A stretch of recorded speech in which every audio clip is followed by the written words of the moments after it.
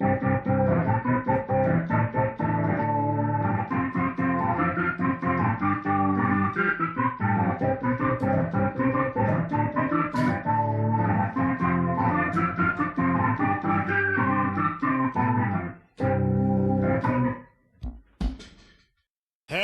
again, friends. The chair rolls and we roll on, and you are our friends, and welcome back to another edition of Jim Cornette's Drive Thru. I'm in the red. According to this thing here, I may have to play around with my audio, but we're going to have fun today. Big reviews, big fun. I'm your host, the great Brian Last, and here he is, the man of the hour, the leader of the cult of Cornette, the star of the Drive Thru, Mr. Jim Cornette. You know, you're screaming, and I don't know why. Because you were all fired up there, and the desk chair rolls, and the organ strikes. Making you music there, Brian, is what you were doing. You were making your music, and you got all fired up there and everything. You know, even if I'm in a cranky mood, I hear the opening strains of your melodic the theme to the great Brian there. Last. Do you have the theme to the great Brian Last there, much like Percy Faith's theme from A Summer Place? Yes, very good. It's ingrained in everybody's childhood memories. I look at it like, Percy Faith, Henry Mancini, the great Brian Last, and we'll see who comes next. There's a little Pink Panther involved in this, but also it sounds Chico sort of Marx. like, There's a lot of Chico Marx. Do you have some type of pet, possibly a guinea pig or a pet rat or a bunny rabbit or a marmoset or something that's just running up and down the keyboard making that noise, or do you actually have to manipulate that manually? I think you can just let something loose. Something with 4 legs or 4 feet at least. That would sound like this. Maybe. There you go. Now you got something. All right. Well, sounds like the opening theme to Fernwood Tonight. I was Fernwood cranky. Tonight. Get out of here. You mean America Tonight? Well, when they went national, but I liked it when it was local television. You had to live somewhere within a 22-mile radius of Fernwood, Ohio, to be able to get that program in its early days. That's when it had its charm. But I'm cranky about something. Speaking about television, since we have just wandered into this topic, have I mentioned lately how bad I hate the streaming television? The streaming television. Everybody's beloved streaming television. People paid millions and billions of dollars for their streaming television. Fuck you, streaming television. Would you like me to elaborate? I mean, apparently not. Well, I would like to hear. I have no idea what your problem is. This came out of nowhere. Which streaming platform specifics? I'll tell you what my problem. Are you the manager? I'll tell you what my problem is.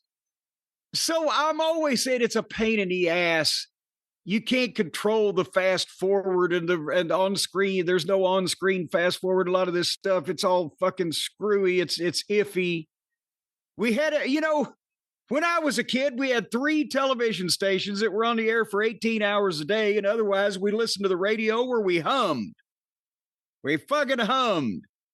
And after 60 hard years of technological innovation and scientific discovery, they got state-of-the-art high-definition cable television plugged into the daggum wall, plethora of channels, all came in crystal clear, remote control in your hand, easy to operate, everything nice and reliable, and then they fucked it all up in the last 10 years.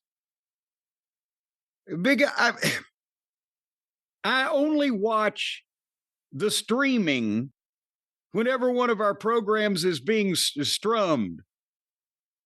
Is that the proper past tense of the streamed? Streamed. Well, otherwise, I watch the goddamn cable television the way God intended it, right? But the other day, I knocked off early in the evening. I was tired. I was so tired, Brian. And I said, I'm going to watch some kind of movie or entertainment or something for a couple hours before I go to sleep, like I always do every night on whatever I'm watching. And so there was nothing on TV. It said 6:30 in the evening. There's no big blockbuster movie. I go to the streaming TV, and it wasn't the Peacock. Good Lord, there's some dreck on that thing. No wonder they're not doing well. I think it was Netflix, but it was one of these current horror movies where you kind of get interested in what the fuck is going on, but they don't really tell you what the fuck has been going on until the last 10 minutes, that kind of a deal, right? So I'm an hour and 45 minutes into this thing, and they're just starting to tell me why all these things have been going on. And then the thingy in the middle, the circle, the thing that the buffering, as the kids call it, the little circle in the middle, it just starts turning, right? You know what I'm talking about. Little circle, keep on turning while your television set is burning. It starts buffering. And then it goes back for a second. And then it starts doing that again. And then I'm trying to stop and go back for a set to click and see and then the screen pops up and says, check your internet connection. Well, I don't really know how to check the internet connection, but I can assure you that it was connected the same way as it has been for the previous hour and 45 minutes I've been watching this thing with no goddamn issue. Nobody's running around the house unplugging shit, right? And so I'm fuck it. And then I hit the thing to take you back to the thing, and then it won't go at all. And now I'm an hour and 45 minutes into this fucking movie. I have no idea what's causing all this, as Art Anderson would say. And I stomped downstairs where Stace on the phone with her mother. I said, fuck streaming television. She said, you want me to fix it? No, never mind now. The mood is past. And I still don't know what was causing all that, but this morning... In the movie or in the internet? In the movie. I don't know. I don't even remember what the title of the goddamn thing was. I don't know how I'll ever find it again. But anyway, this morning... Wait a minute. Well, hold on. It was on Peacock? No, I said it was on, I think it was Netflix. It was one of these things you click on she's got all these... You just go back to it. It'll show you... Recently watched. It'll show you exactly where you were in it. Well, here's the fucking punchline to that. Is the next day she said, you want me to fix it? I said, oh, go up and fix it then. And she went up there. Oh, it's connected just fine. It's working just fine. It's just when I watch it. Because here's the part two. This morning, because last night was Monday Night Raw on Netflix. I go down in the TV room. And like I've done every Tuesday morning for the past weeks, however long they've been on, I hit the thing to go to Netflix and boom, and I hit the thing and it shows me hit the thing for Netflix, buffer, and then it would just stop. I couldn't get Netflix on the goddamn television. They know I hate them and they're conspiring against me. Who's they? The fucking people in the walls that have the streaming going on. They're pissing on all of us. I hate this shit. We had everything was fine. Why do you keep fucking with shit when everything was fine? I will say the easiest thing would be if everything was just cable, but obviously that's not it. Everything for in-home use would be easier if everything was just on cable. You could just press a channel number and go there. Imagine that. In home use, where you do what you want out in the yard. Just let me have just regular cable in the home. Did you see that Max is changing back to HBO Max? No, I thought that he was still in the Hurt Syndicate. No, not that Max. You mean that's TBS Max? That's TBS Max. Okay, yes. Well, at least that way somebody might know what the fuck it is. Well, HBO Max, HBO has a little cachet in the industry, the name. People have heard of it. Max is just like, yeah, he's a cute beagle. The problem too is Netflix is the leader and always will be, more than likely. Disney Plus is specialized, but Disney Plus has a lot of value if you're into that world. And of course, they have ABC and they have Hulu and everything else. ESPN.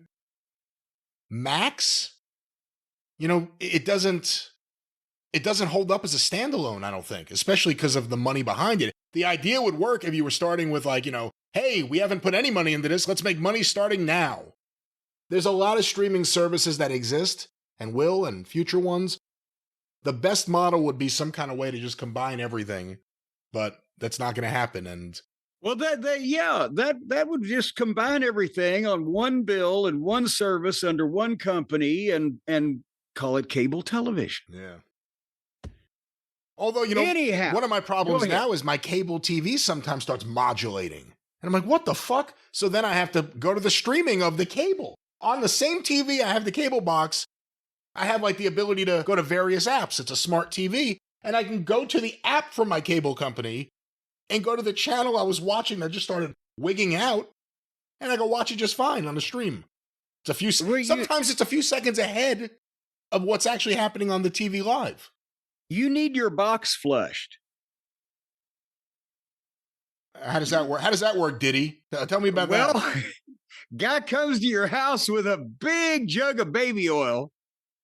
And the next thing you know, everything's just loose as a goose. And then you can watch television. You won't really notice by the time they get finished whether there's a problem with the picture or not, but it'll probably be better. You've been following the Diddy stuff? The Diddy trial? No, I don't. Hold on here a second. Now, I've been following any Diddy stuff.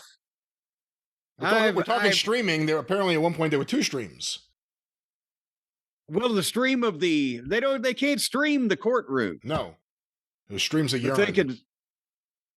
Yeah. See, now there's got to be some goddamn standard here that we can't stoop this low. The current witness was his girlfriend until he got arrested. And according to her testimony now, and it's been really depraved and sad, he was doing to her everything, if not more, than he was doing to Cassidy, who already testified about, or Cassie, not Cassidy, Cassie, whatever her name is. She already testified about all these freak-offs and hotel nights and baby oil and unprotected sex with male prostitutes because she thought she had to, all these things. This other woman did all that stuff too. And then she reads the Cassidy lawsuit. She's like, motherfucker, everything she's doing, he was doing with her. And she didn't know that. And she thought she was special. She thought she was the one that got picked for all this stuff.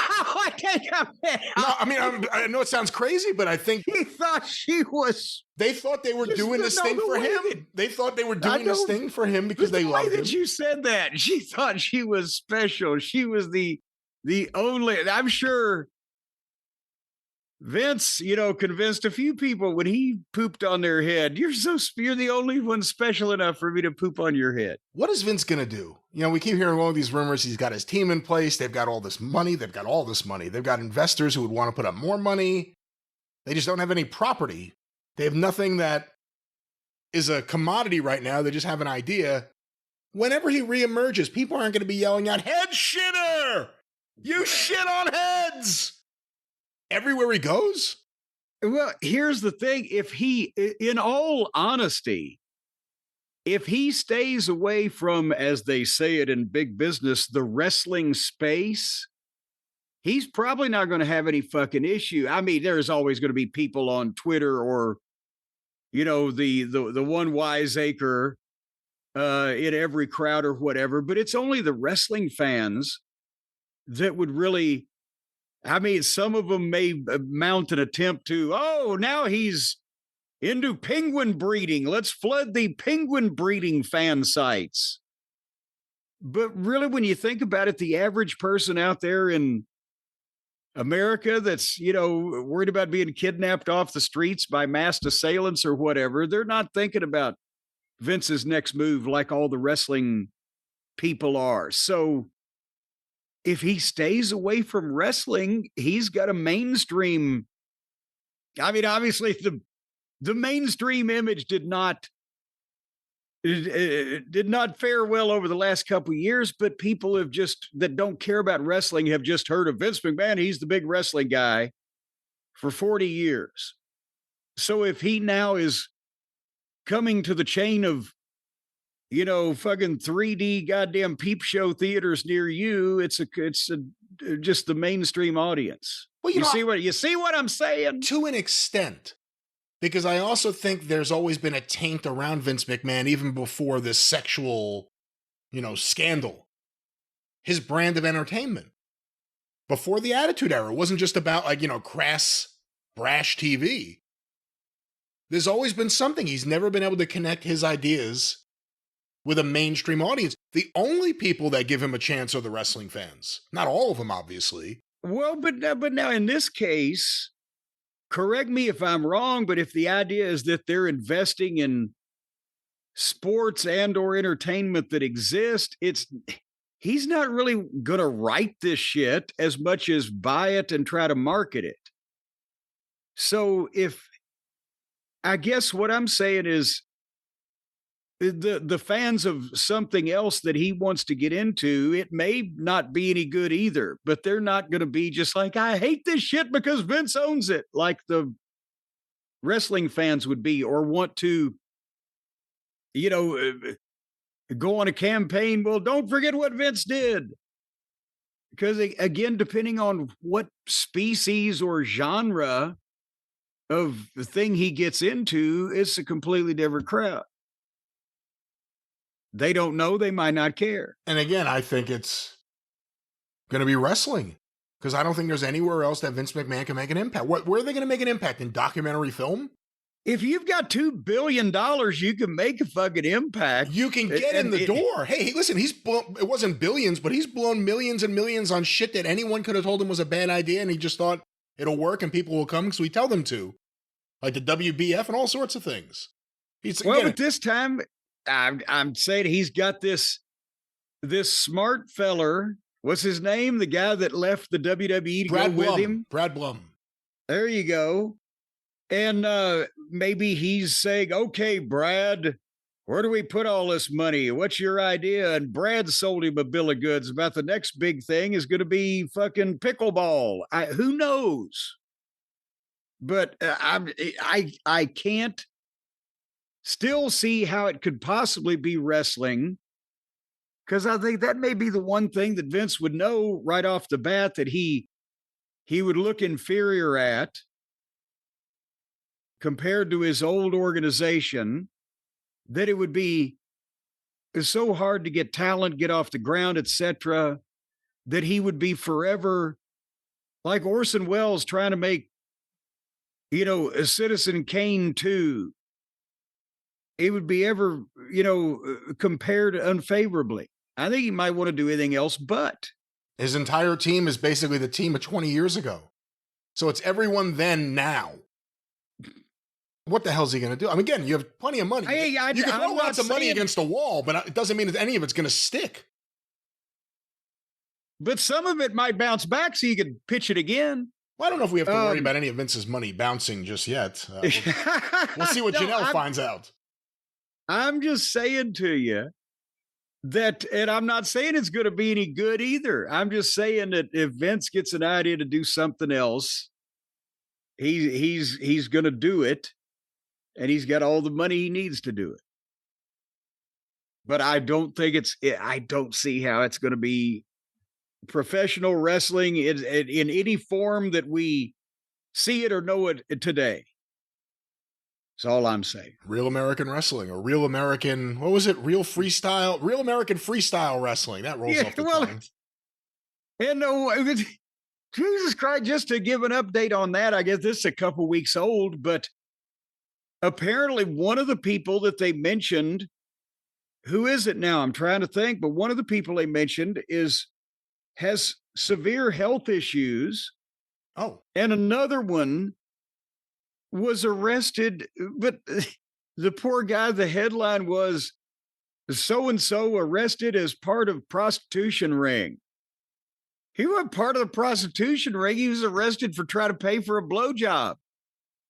So it sounds like the real American. You know, well, but still, I mean, that's that. I would sue the if I were that guy, I'd sue the news outlet for slander because he wasn't involved in the goddamn criminal enterprise of the thing. It was a simple fucking transaction, illegal, whether it may be. He wasn't involved with the ring. He was only involved with the head of the ring. See, they would have a problem if Vince McMahon was involved in that company, because then this guy could argue, I didn't think I was doing anything wrong. The boss is paid for plenty of blowjobs. Oh, all right. Your fascination with watching Vince crumble. No, I'm fascinated with the fascination of it. I'm fascinated with the realities of it. And again, very rarely in life do you see like just some guy with billions of dollars whose creative vision hit a wall, but there was still a machine behind it that was able to drive it. Not that everything's wonderful right at this very second. It's hard to sit through all these shows. There's a lot of show. But it definitely points out how inadequate that period of time was. I think I just read an interview with Bret Hart where he said that, you talk to the talent now. Yeah. Vince would rip up the script in the middle of the show and say we're doing something different. Now there's like a tranquility.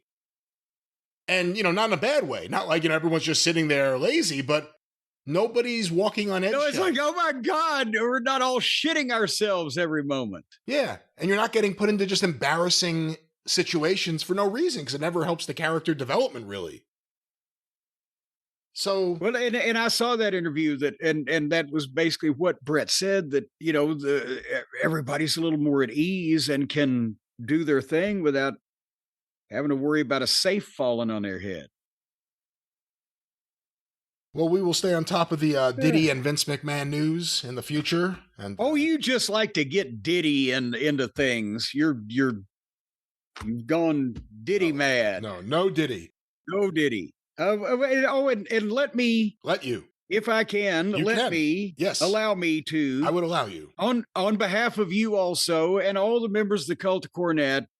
At the top of the program, before we go any further, send out our best wishes to Hotchkiss Featherbottom and the young man Jason Lindsay that plays him on television. I mentioned last week that he had illness in the family. His mother had been sick. She passed away a few days ago. And it wasn't unexpected, but still, obviously, they've got a lot to deal with and things going on. But he's more important to my operation than sometimes we let on. But if you've ever been a customer at Cornette's Collectibles, you had any issue with trying to find a lost package or helping do special things, he's the guy that's made it happen because, as usual, I'm always crazy and can't keep track of things. He's been a big help to not only the customers at the website, but also this program with his ability to upgrade things that were beyond my comprehension and everything we do. But to him and his sisters, his wife and kids, and the whole rest of the family, we want to send our best wishes. We're thinking about you, Hotchkiss. And what a trooper he had done. Remember, I said I handed off everything through May, I think 29th. He had labeled and shipped everything in like 2 days after that was after that stuff was handed off to him. And all that stuff is in the mail. So he's going to be off for a while, as I said, while they're dealing with a lot of various things. But I think I don't have the calendar in front of me, but by the weekend of, what is it, the 21st, 22nd, something like that, we're going to be shipping. So we're still open, but we're not shipping until then. A good guy, a very good guy. We joke a lot about his name. You say awful things about him, but a really good guy. I know. I'm always thinking about him and his family. You're always the one saying he didn't invent these revolutionary concepts he comes up with. Well, let's not get into facts right now. Yeah, real quick. I don't even know if I should say this on air or not, but I just got a package from you with a book. Did you send me this book, or did someone send you this book? Where is this? No, book? Remember I told you this on the air a few weeks ago that our friends Matt and Joanne sent this book, or these books, one for me and one for you. Thank you, Matt and Joanne. Coming soon to the Arcadia Vanguard Podcast Network. Thank you for the gifts. Send more cash. Well, like I said the other day, I went to cash a check at my bank and they were out of 20s. So every time I mentioned my local store is out of something, people send it to me in the mail. All right. Well, that was, I think, where we referenced Soupy Sales. Someone said, when did you reference Soupy Sales? I think that was it. That was it. A quick update real quick, because it is part of the Cult of Cornette family and topics, as you mentioned before we went on the air. The Crusade for Children update. This year, the grand total, $5.8 million. That raises them to, in 72 years, 222 or somewhere around there, $1 million. And again, the definition of local television, there used to be, we've talked about every local television talk shows, kids shows, the creature features, the wrestling shows, the telethons. Now all that's left is the news. And that's why nobody has a pleasing television personality anymore, because nobody has a place to go to learn how to be a TV personality, unless they want to be a meteorologist or a goddamn anchor man.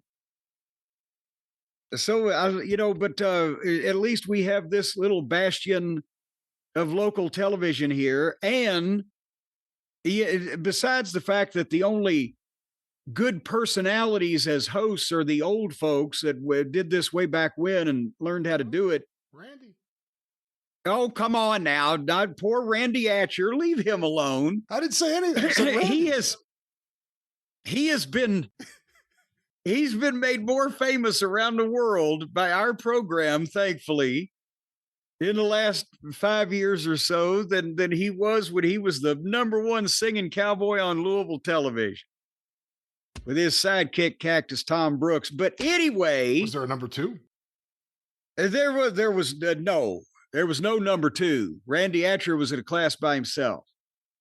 But the story is the people, Brad, the people here, the normal people, the people that will never, ever be on TV except Crusade Weekend. And that's the ones that I love. And this year, my favorite story, and you can turn it on any time and there's firefighters crying and things. I mean, it's just so emotional.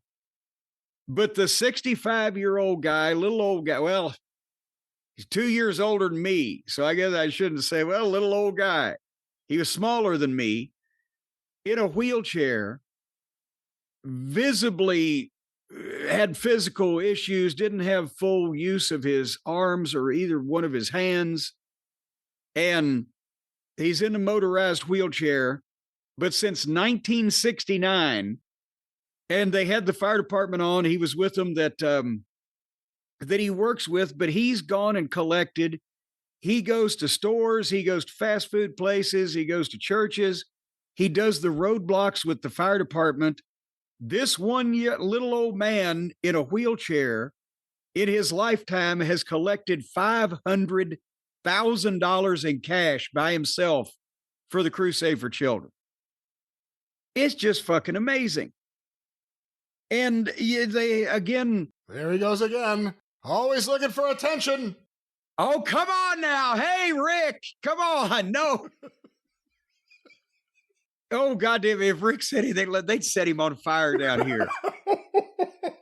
No, hey, there was a police chief, or not a police chief, but a fire department chief at one of the fire departments 10 or 15 years ago that they found out had misappropriated Crusade money, like $100,000 or whatever. Oh, shit. And he not only, after they fired him and charged him and put him in prison for like 4 fucking years or 5 years or something, I think he had to move out of fucking town. How could you not? That was, yeah.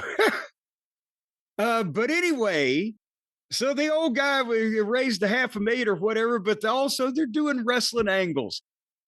Who was the #1 fire department this year? Obviously, PRP, Pleasure Ridge Park, the big dogs of the yard. They were the first fire department 70 years ago, and they're always the #1. This year, they raised $323,000. But the Fern Creek Fire Department the Chiefs had gotten in a set to on social media or wherever and made a bet, and on the telethon, because Fern Creek only came up with $208,000, the chief from PRP got to hit the chief from Fern Creek in the face with a pie. So where else do you get to see stuff like this? And Monroe Township, just one more note I made, Monroe Township, Indiana, is a fire department that serves a community of 5,000 people. Guess how much money they raised? 500,000 people? No, 5,000 people. Or 5,000 people.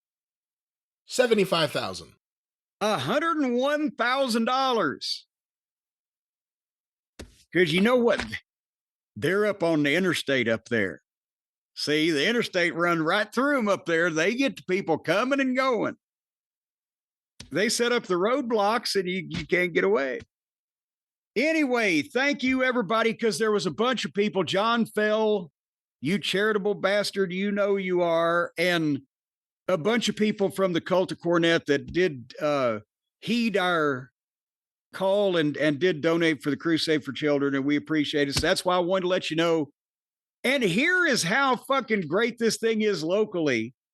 Guess what the electric company kicked in? Louisville Gas and Electric, a goddamn utility that normally takes our money, $373,000. That is your money. What money you think they're using for that? No, here's the thing. Every year, the employees contribute as they go and they raise money, and whatever the employees come up with, the company matches the whole thing. So they basically double it. They match it out of company funds or out of the executives paying for it? Out of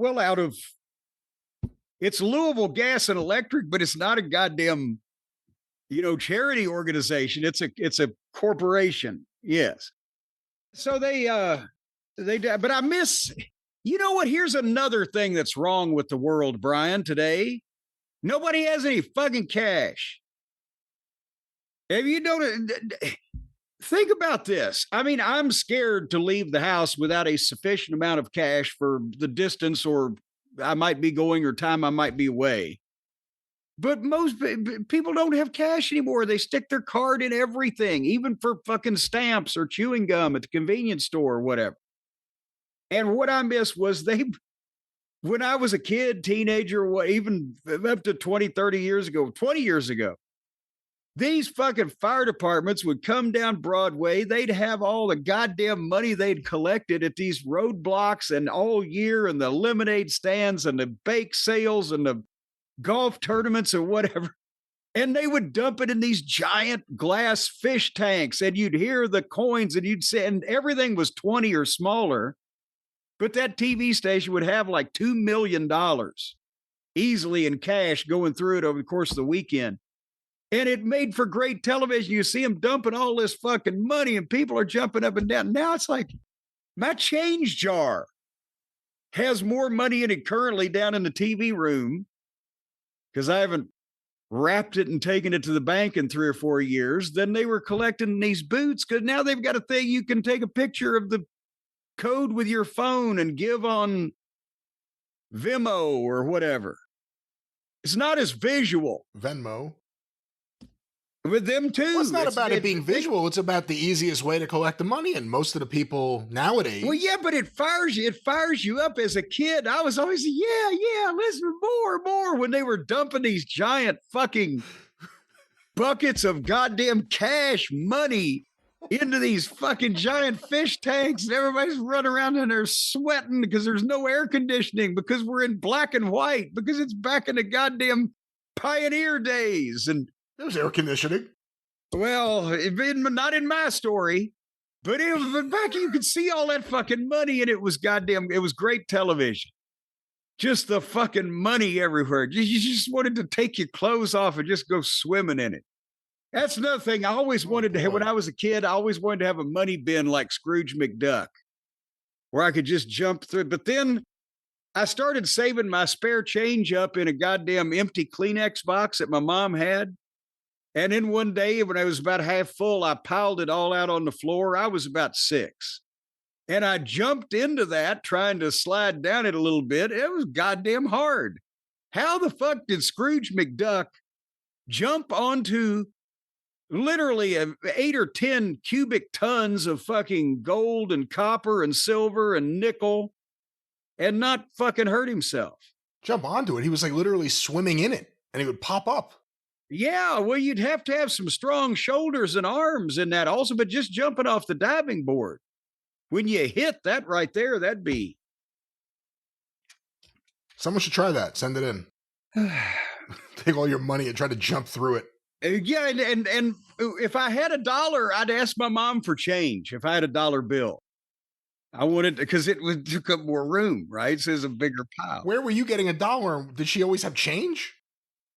Well, if I ended up having a fucking dollar bill for some reason when I was a kid, 6, 7 years old, that wasn't a lot to ask of a small child to have $1. And whenever you had one, you asked for change?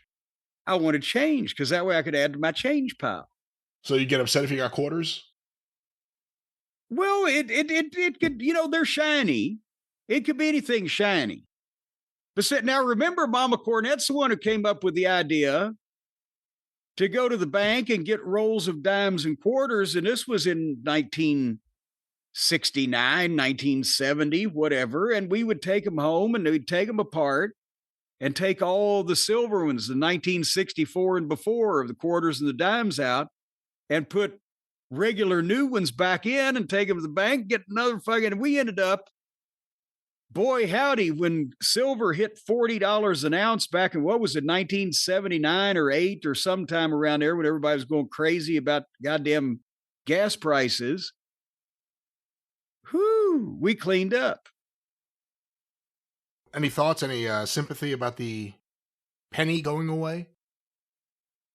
Well, to be honest, at this point, I think, because like I said, nobody carries cash. And generally, I've noticed that over the past few years, if you see the need a penny, take a penny, leave a penny, whatever the fucking penny thing is called, chances are I'm taking a fucking penny out of it rather than leaving one. So I think we can round off to because now they cost like almost 3 cents a piece to make. So that does seem somewhat inefficient. Like this program. All right, like this program. Well, we have a lot to get to, a lot to review, a lot to talk about. We want to just tell the truth today. Nothing but the truth.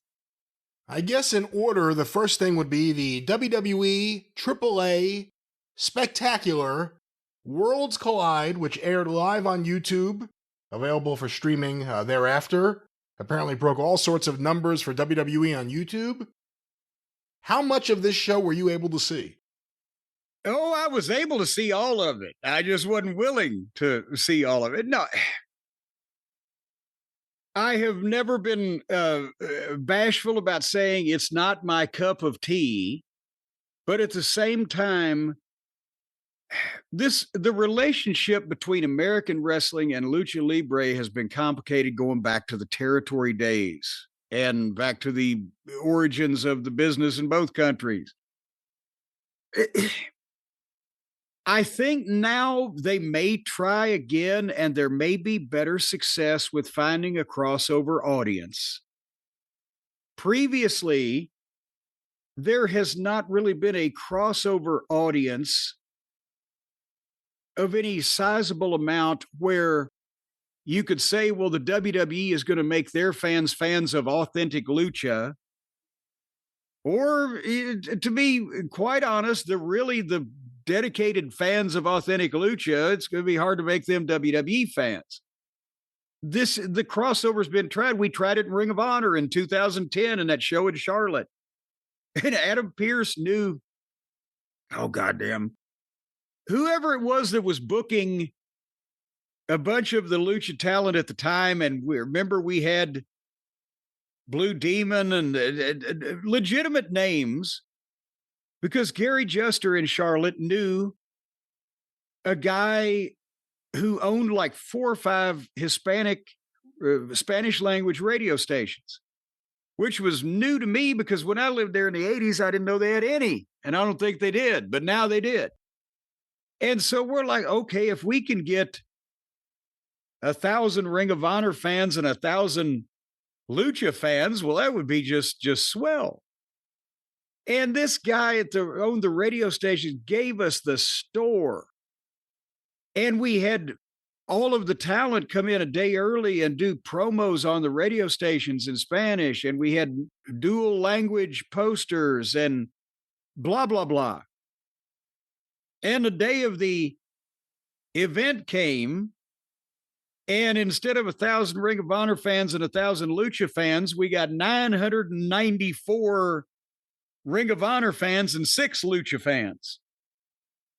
They didn't fucking come at all.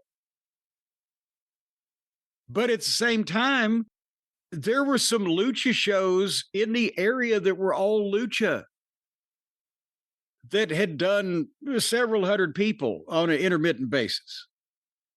But they were all Lucha fans.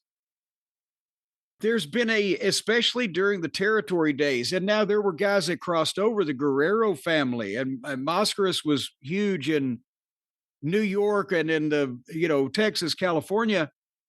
But a lot of those guys not only were somewhat versed in working with Americans, but the Lucha style then was not in Mexico wasn't as over the top as it is now, or as it has become like America over the last 20 years.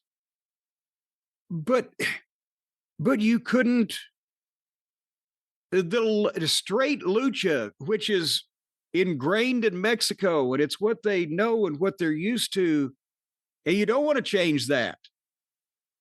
But especially in the territories, to American fans, there was a large element of what the fuck is this?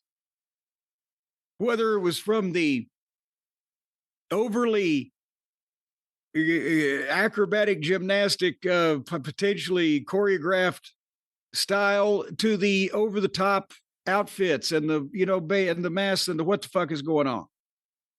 And it was an international version of, we've talked about so many times, Philadelphia wrestling didn't work in Tennessee. Tennessee wrestling didn't work in Philadelphia. But now that, I guess, Brian, what I'm trying to say is the American fan is not saying now, first and foremost, when he sees Lucha, well, that's just some phony bullshit, because it's all phony bullshit. The need to have anything look credible has never been lower.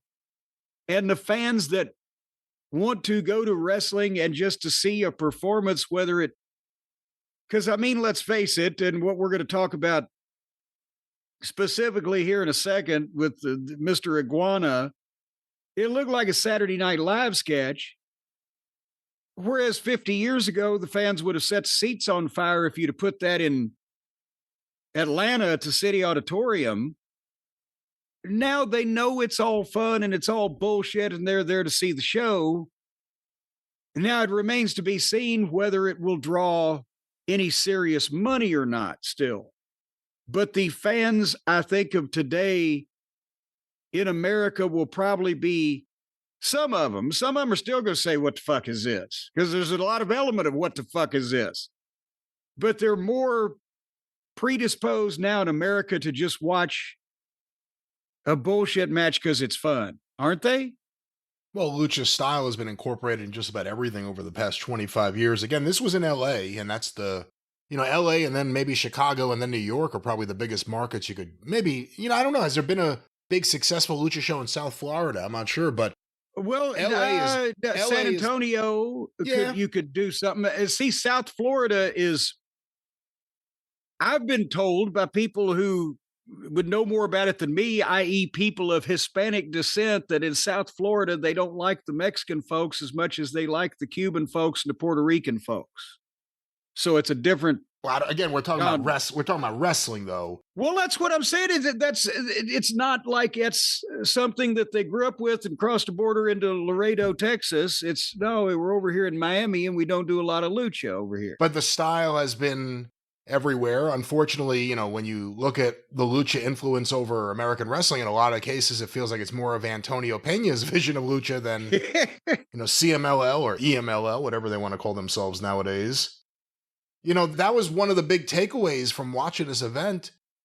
You're at a point now where you watch these guys, like a Psycho Clown, and whoever his clown partner was, because I never got his name, really. It was just, there was a second clown character. It doesn't seem like it wouldn't fit into American wrestling now. And it wouldn't. Sadly, yeah. It wouldn't not fit in, or it would fit in perfectly. Yeah, not a double negative.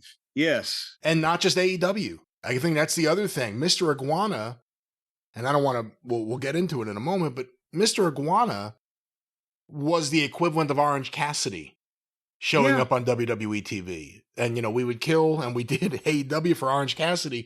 This was WWE having Orange Cassidy. And WWE is not beyond that anymore. WWE is about exploiting anything that will make them money and work, even if it's only for a second. And even if they have to sell stuffed iguanas. But that's the point in general that I'm making about the Lucha American crossover has been tried by numerous companies. And people are going to say, oh, well, what about When Worlds Collide? AAA in 19... That was a AAA show in Los Angeles. It wasn't like... And there were Americans on it because the Americans were working in Mexico for AAA at that time. Yeah, well, Ron Skoller was really the real mastermind of the reason why a lot of people were on that show that wouldn't typically appear on a show. Like Tito Santana was on that show. There were some interesting picks. Too Cold Scorpio was on that show. But that was a AAA... IWC Lucha show presented for a Lucha audience, aired to anyone who wanted to buy it. It ended up being one of the best pay-per-views of all time, one of the greatest jobs of commentary ever. Mike Tenay's debut, and Chris Cruz's best night as a commentator ever. It was an extraordinary night. And, that was kind of the beginning. You could say, sure, some of these guys were doing things in the States, and sure, some of them went to ECW after that. But that was the beginning of the period of time of, you look at almost everyone on that show, they ended up on Nitro at some point. Art Barr died. If Art Barr hadn't died, he would have been on Nitro or Raw. Well, let's be fair. Everybody ended up on one or the other at some point in time when they had 300 and something guys under contract between the two companies. But the point is, it was a crossover in terms of WCW presented that pay-per-view. Ron Skoller was the mastermind behind the live event promotion, but it was a Lucha show promoted for a Lucha audience. And they had some successes doing that in the major cities where there was an audience for Lucha.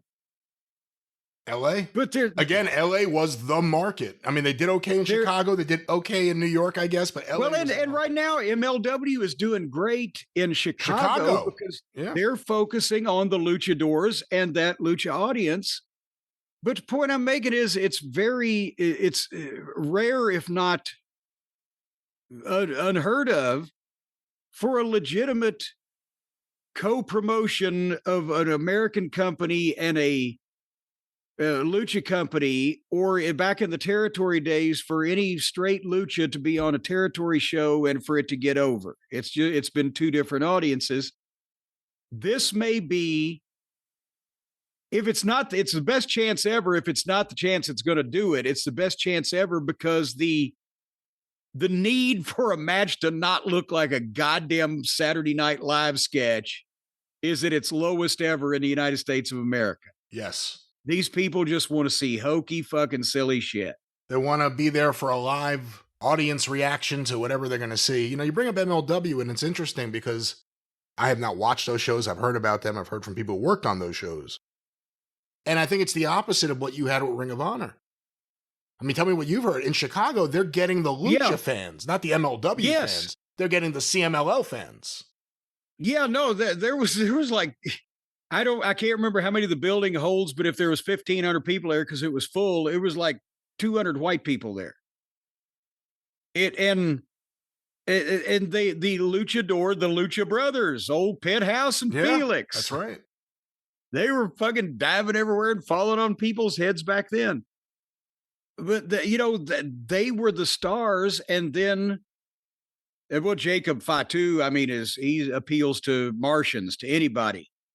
And MJF was on the show, and he can get over even, in a fucking iceberg too. But they were coming. That's who was buying the tickets. Who was selling the tickets was the luchadors. Point being, we shall see.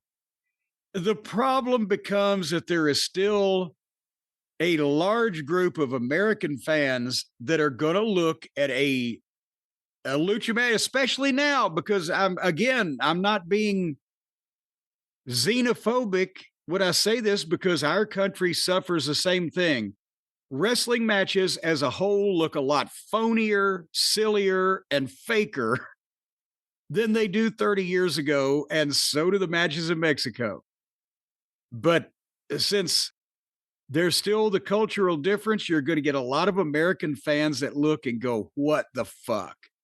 If they are not wanting just a silly show for the kids and to laugh at things, the ironic audience, like the AEW folks call it, then they're still going to look at a match like Mr. Iguana and Friends as, oh, fucking come on. And it's never been faker, yet the injuries have never been worse. Well, yeah, well, that's the thing. Yeah, all the matches are fake, but everybody's having goddamn spinal fusions. But, oh, Christ, you said it earlier. It's like a lucha version of Orange Cassidy popped up in the WWE. Vince McMahon, that's the one good thing that I could say about Vince McMahon in the course of this podcast is he would have had a goddamn conniption fit and probably hit the ring and fucking thrown that guy out, because it wasn't even, I mean, the guy behind the gobbledygooker, but he didn't want you to make the business look like a complete Benny Hill fucking sketch. You open that door. Why don't we just talk about the opening match? And of course, there were multiple competitors, but the one who immediately stood out to people who naturally have never seen him before, the majority of the audience, was AAA star Mr. Iguana. And at this point, the majority of the audience appeared to write to us and say, I can't wait to hear what Jim says about this. Well, he looked like a green gold dust. If you can visualize this, folks, for those of you who are lucky enough not to have to see this, he's completely either in a green bodysuit or green makeup on the hands and the face and the bald head and the weird, and he keeps flicking his tongue in and out like he's catching fucking fireflies. And his, I don't know, what would you call that, Brian? Was it a manager, a friend, a companion, a pet? What is the little... Mine. I don't know. It was a stuffed, I presume, a stuffed iguana, stuffed animal. Well, not like a real iguana that's been taxidermied, but like a children's play toy. I guess children's plush iguanas are a big seller down there. And...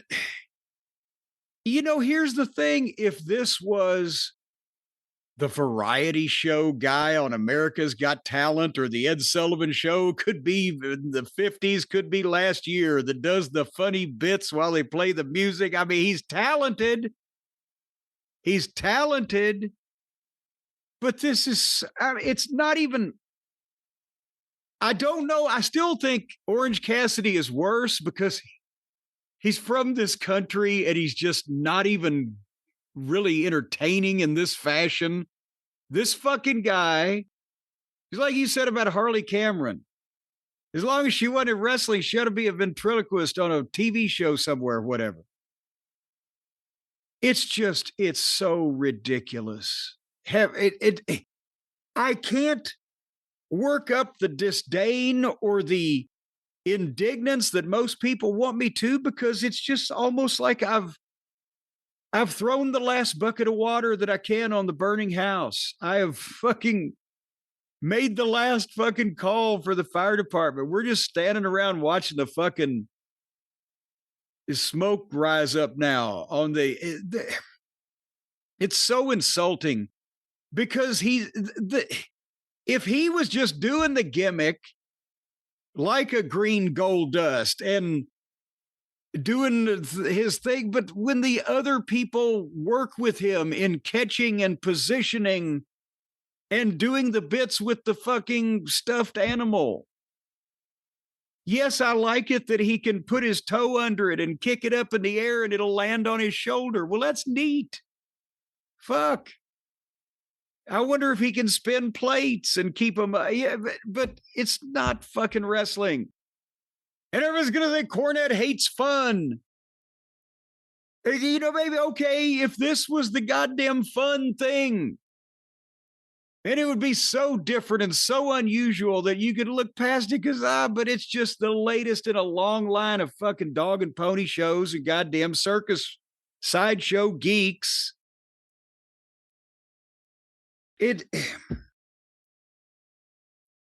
So that's what he does, is he crawls around on the ground like a lizard, flicks his tongue in and out, has bursts of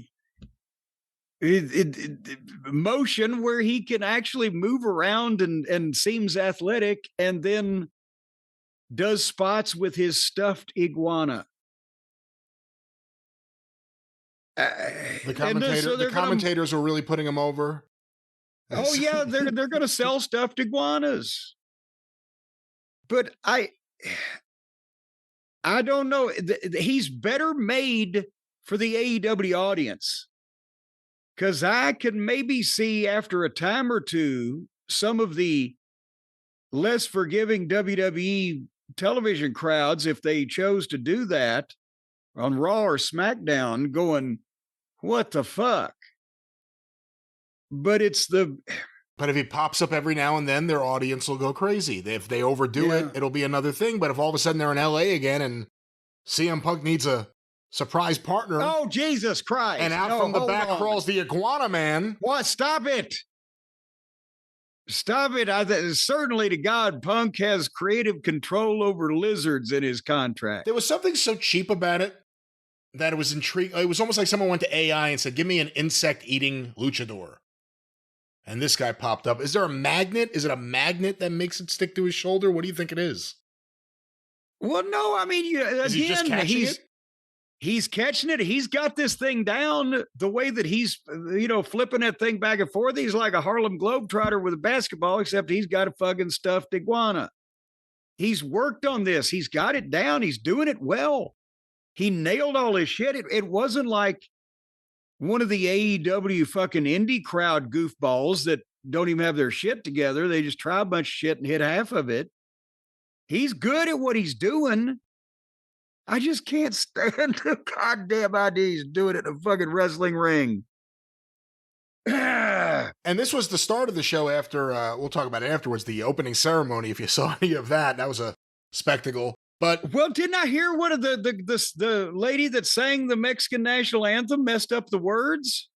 Oh, I don't know. I believe somebody said that. It went for a while, and the image of Shawn Michaels next to the sister of Antonio Pena was quite the visual. My God, yes. She looks like a cross between a Bond villain and a Stepford wife, and he looked like a cross-eyed kid. Bond villain. That famous old West gunslinger, the cross-eyed kid. The cross-eyed kid. I'm going to shoot you and you right between the eyes. But back to Mr. Iguana. Yes. Immediately, there was a Topps card, because Topps has a WWE deal. There was a Topps Mr. Iguana card for the pay-per-view event. They had a vignette video for him on Raw, showing highlights from the pay-per-view. Oh, yeah. That's not what you do if you're embarrassed by something or if you don't plan to do more with it. Do you think, I mean, we joke about him being... No, I don't think they knew how much reaction it was going to get. I think they obviously knew what they were getting because they put it on the show, and they probably thought, well, let's see if he gets over. I don't know if they expected the level of that, but they've been certainly ready to capitalize on it. Well, we will stay on top of the iguana news and see what happens. But it's at this point, how can I get mad anymore?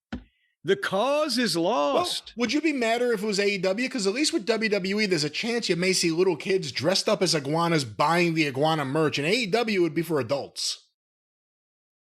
You got a point there. And also the fact is, if you're gonna shit in somebody's fucking face, make it a good one.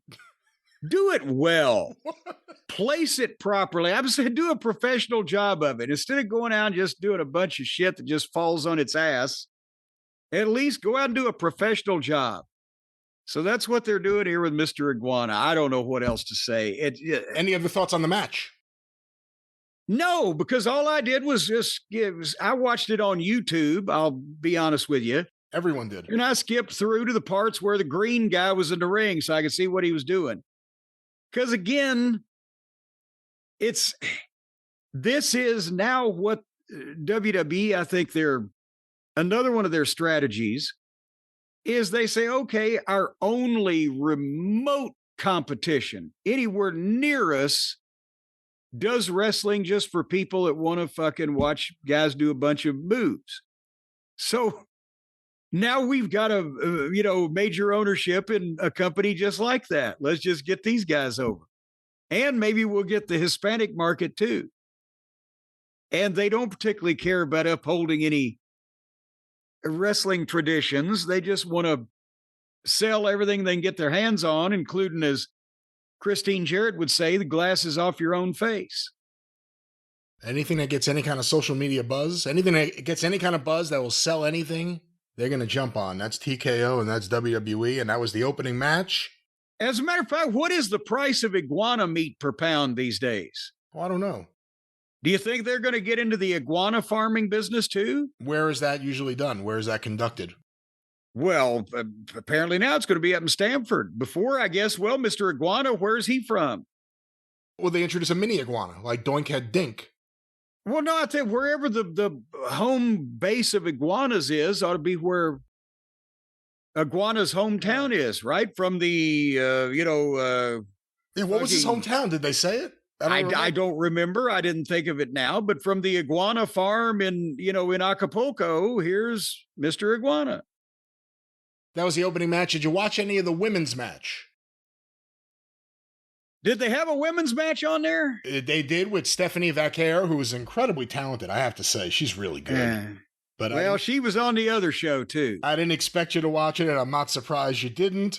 There was a match with Psycho Clown. Did you see that? No, because I watched the main event with Chad Gable versus Vikingo. Hio del Vikingo. I'm sorry, the son of Vikingo.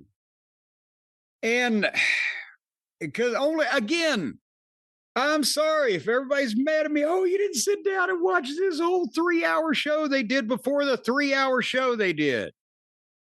But one has to have a fucking life. And I knew what I was going to be seeing with this one, except I will say this.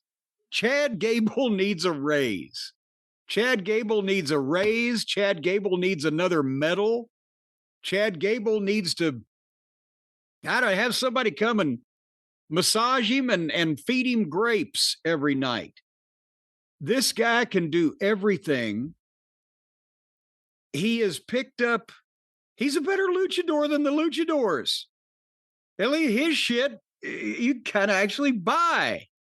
It's not just fucking hokey, choreographed routine with him. I would love to see them do something with this guy, even if he had to have a partner that's bigger, that could be his enforcer or whatever. Drop the comedy, drop the fucking stupid mask.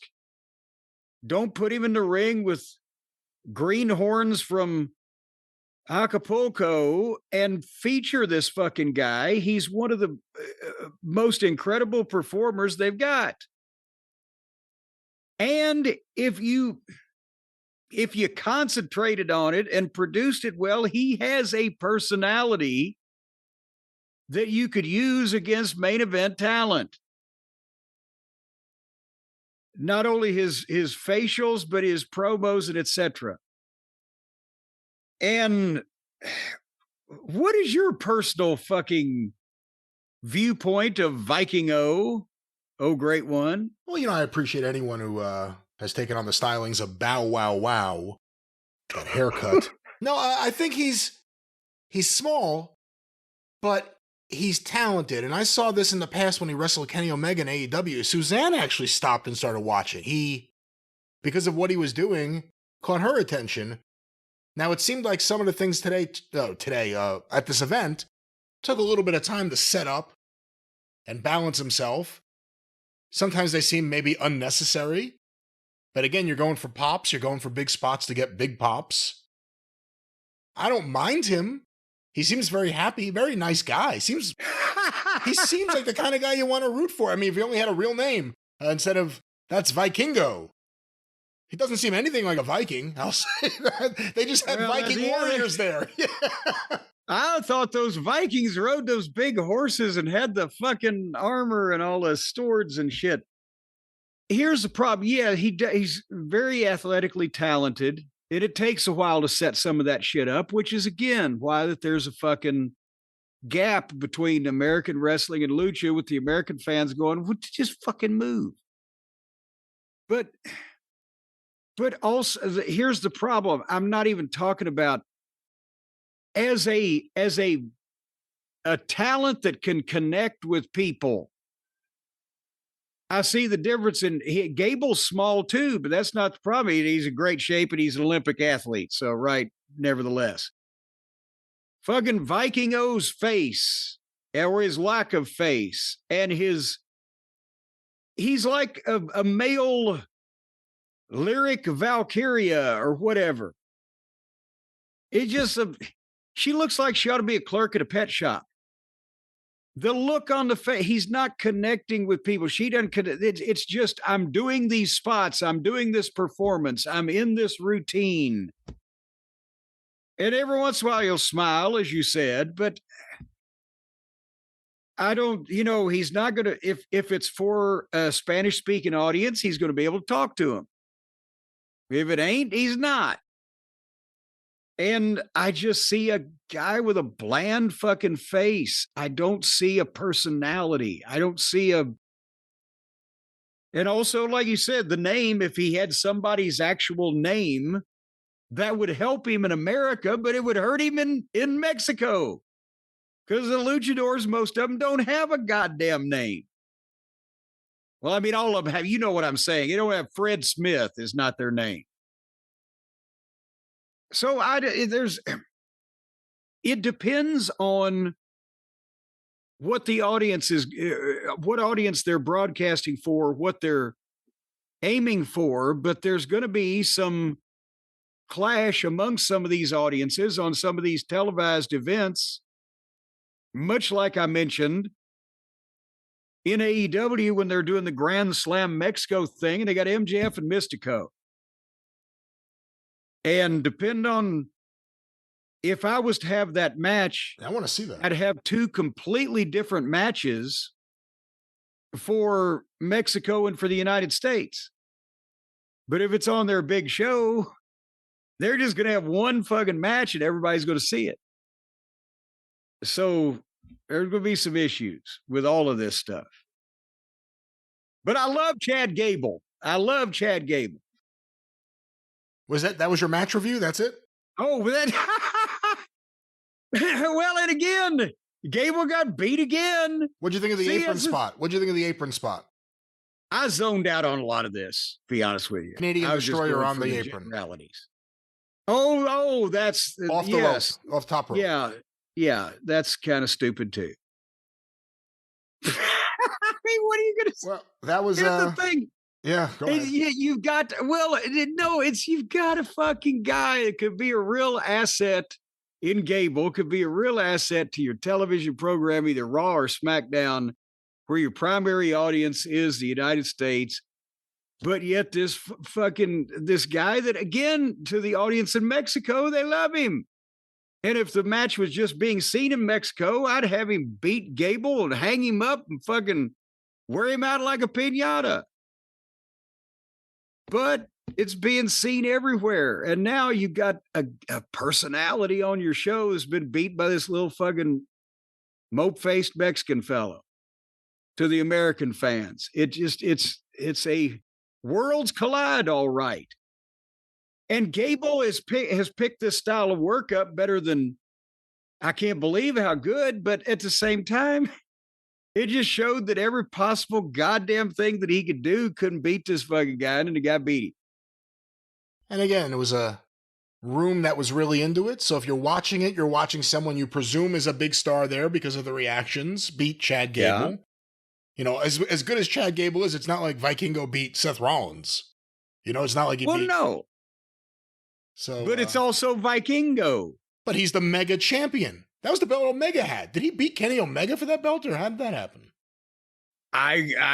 Boy, now that tickles me.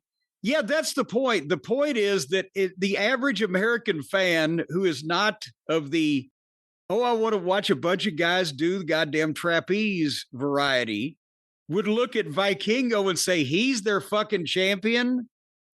The people who are attuned to the, whether it be the Hulk Hogan or Ric Flair era, or the Steve Austin and the Rock era, or the Triple H era, the John Cena era, or the era today of at least his goddamn Brock Lesnar, Seth Rollins, Cody Rhodes, Roman Reigns, and they look at Vikingo and go, he's the guy?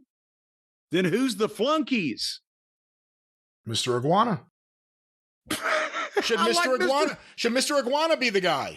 Mr. Iguana should be the guy. Would you have a problem with Mr. Iguana going over Chad Gable on this card?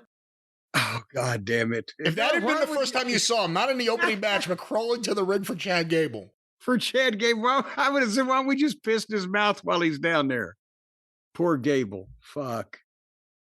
It's just, it's a hopeless cause. One last question about all this. Does the WWE AAA relationship producing this event, which got a lot of attention, does that help AEW at all going into their CMLL?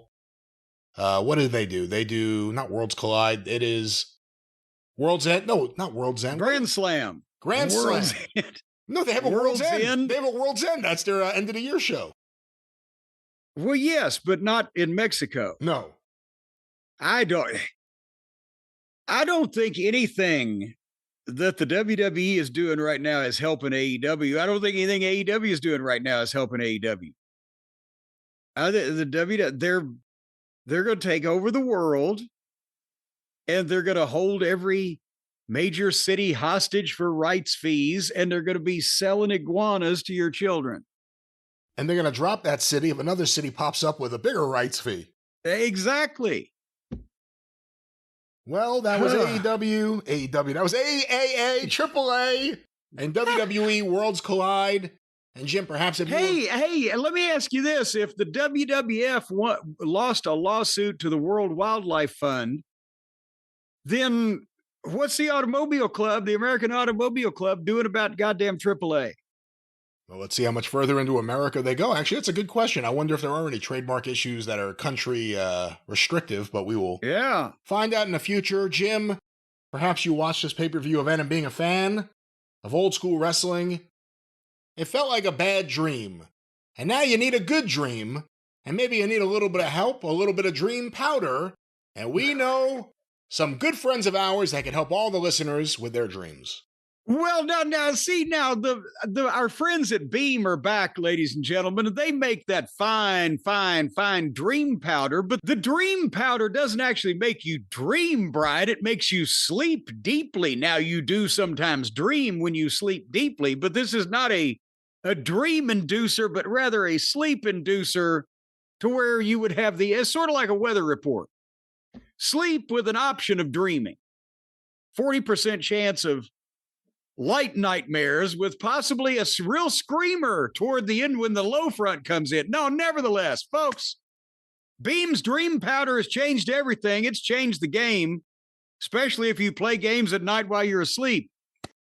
You may be stressed. You're just thinking about all the things going on in the world. When you try to go to bed at night, your brain doesn't shut off. You're thinking about work. Maybe you and I, Brian, we're thinking about podcasts. You need something to help you wind down and not knock you out, but help you sleep and wake up feeling like a functioning human being. And that's where the Dream Powder comes in from our friends at Beam. As a matter of fact, we were doing this spot on the program we did a couple of days ago, and Stacy was listening to that program right as she was enjoying her nightly cup of Beam Dream Powder in her own special embossed glass Beam Dream Powder mug that she mixes it up in. Because, folks, this is an all-natural sleep blend with science-backed ingredients. And when you back science into a corner, they come out fighting. And they come out fighting with ingredients designed to help you fall asleep, stay asleep, not permanently. They're still working on that one. And you're going to wake up refreshed. Unlike the other sleep aids, there's no next day grogginess. Not like Brian when I flew across the pond to England and took 1 milligram of Xanax for every hour I was in the air and woke up the next day in the hotel going, where the fuck am I? No, I tell you, you're not. There's no next day grogginess. We can say no. That we can all agree on. No, that will not be happening to you. No.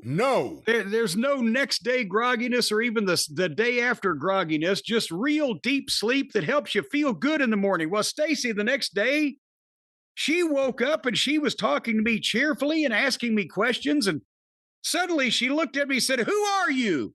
What do you do? Wait a minute. Whose house am I in?" But she'd had a real good night's sleep. Well, no, you will have a normal good night's sleep without any of that.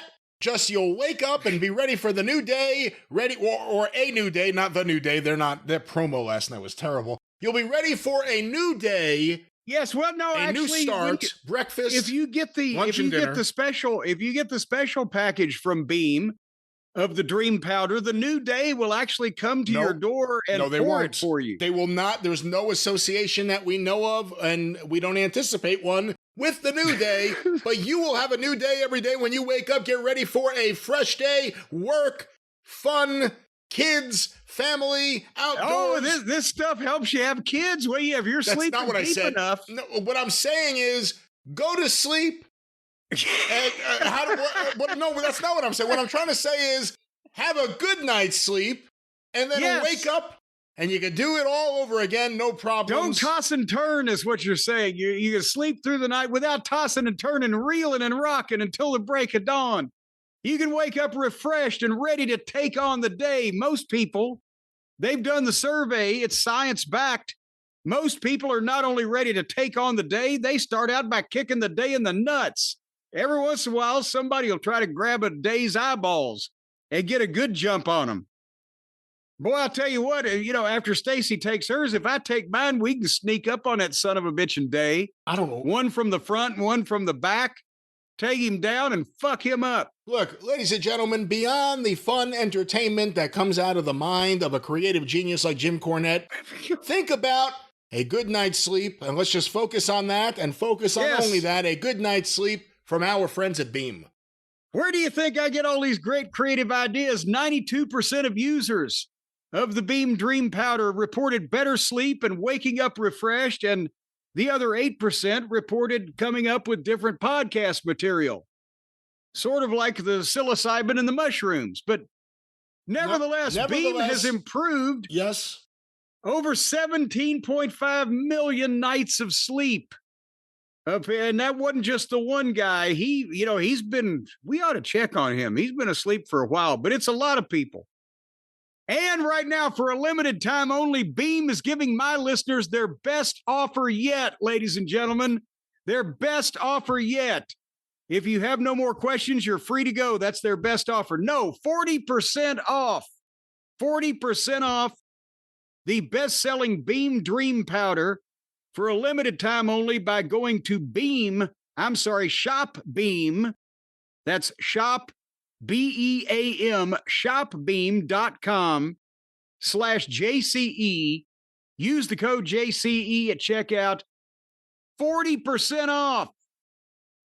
I'm telling you, how in the world, Brian, you're getting up to 40% off on this thing. That's up to almost half. The next step would be 2/3, and pretty soon they're giving it to you for free.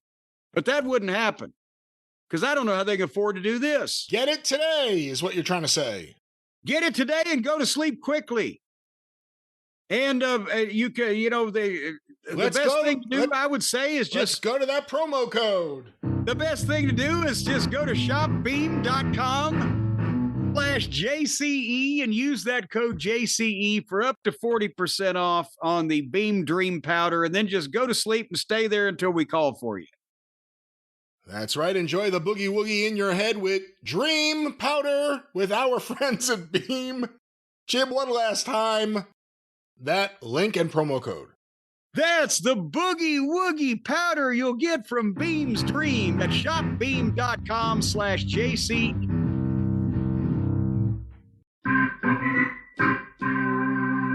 Oh, you know what that regal sound means, Jim? It's time to move on.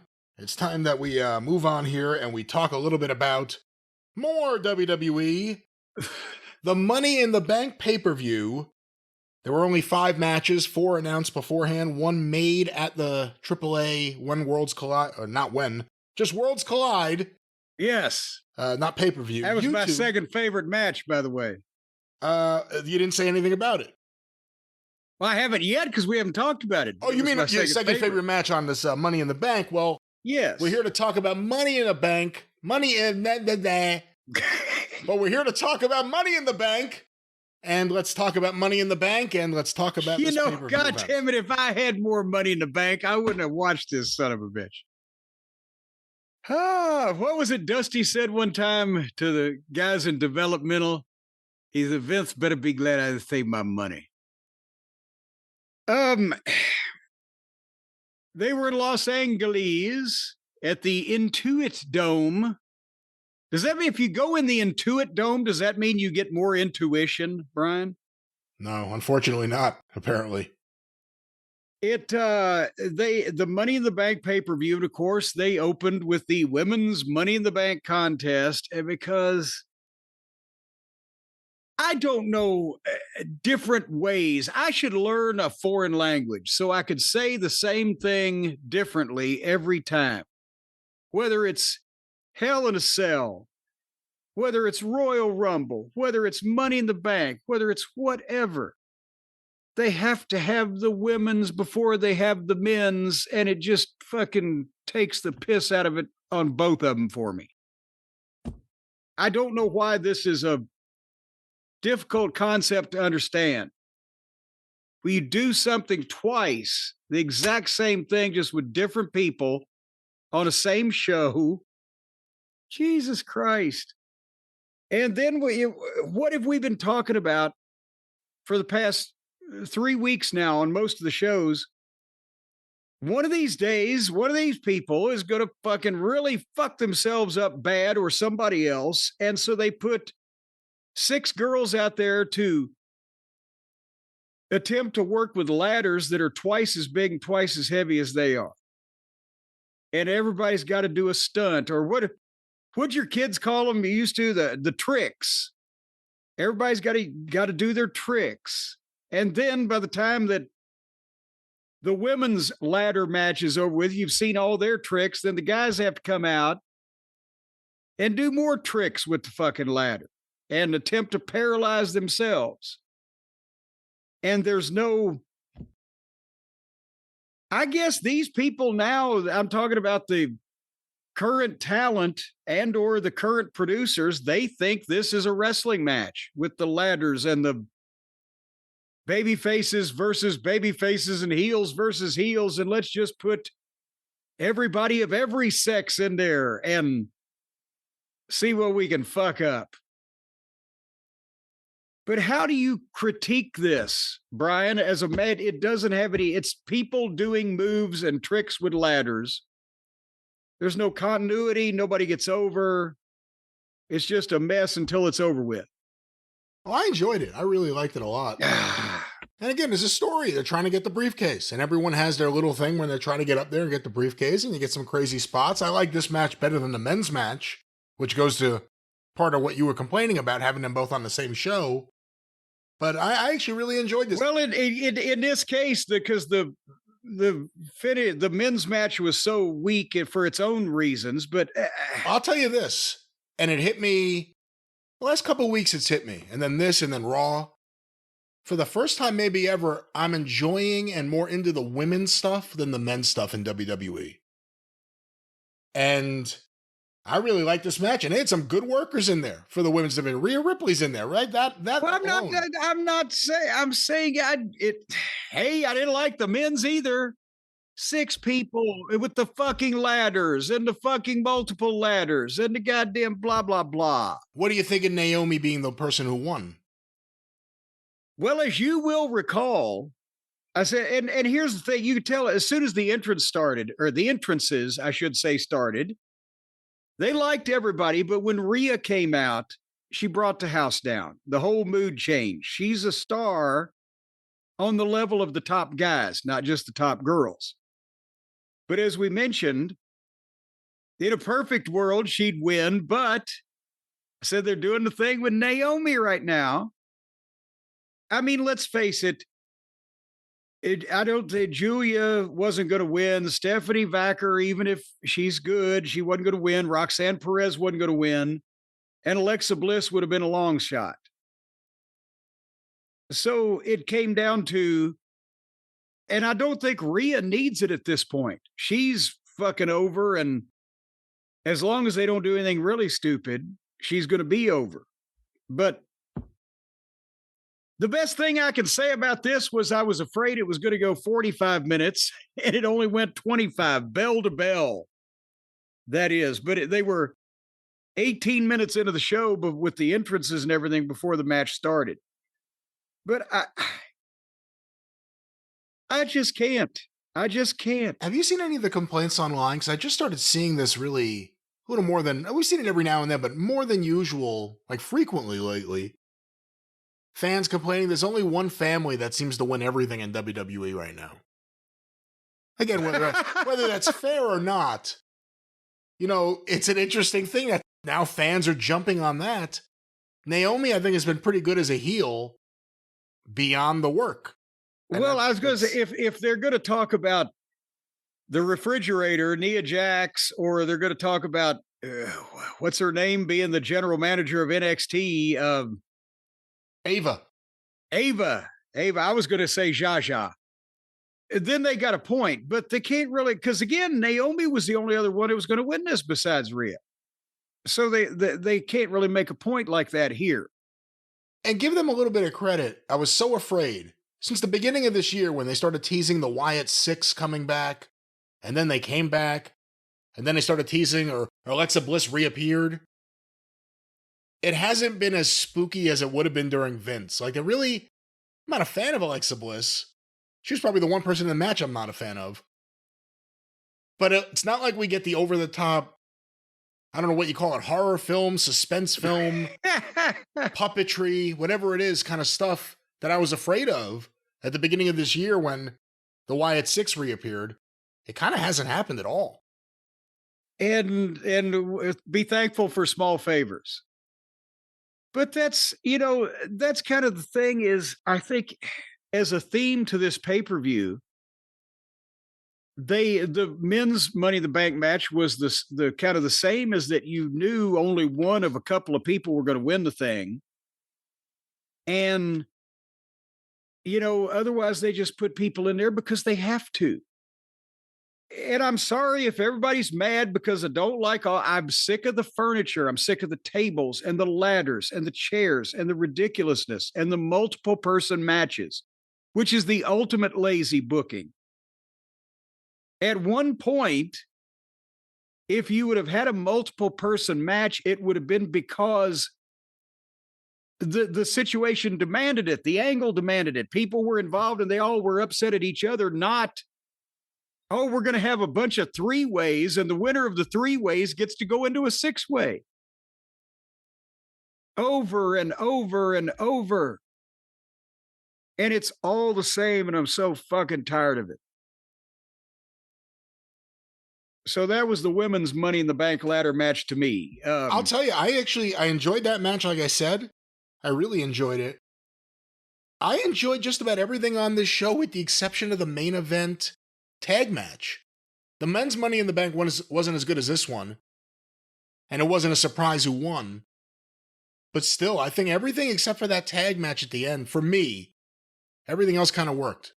Well, the tag match, without a rotten finish to the level of that would have worked also. But yeah, again, it's a 5-match show. It's a little over 3 hours and 15 minutes or whatever. So 18 minutes into the show, the bell rings for the first match. It goes 25 minutes of them doing tricks with the ladders. And then we get a nice 15-minute break where they can sell us a bunch of stuff and show the luchadors at ringside, including Mr. Iguana. And then they showed the angle from Worlds Collide with Dominic shot with Octagon Jr. to add the Intercontinental title match. And I got to be honest with you, this may have been my favorite match because there was something else wrong with everything else. Is he the most improved wrestler ever? Dominic Mysterio?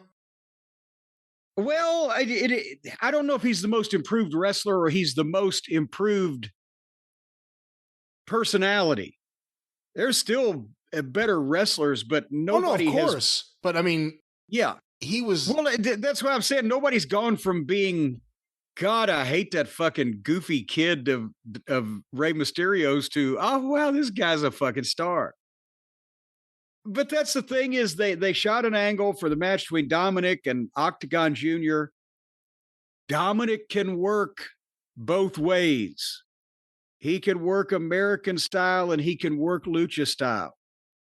And Octagon Jr., he wasn't bad.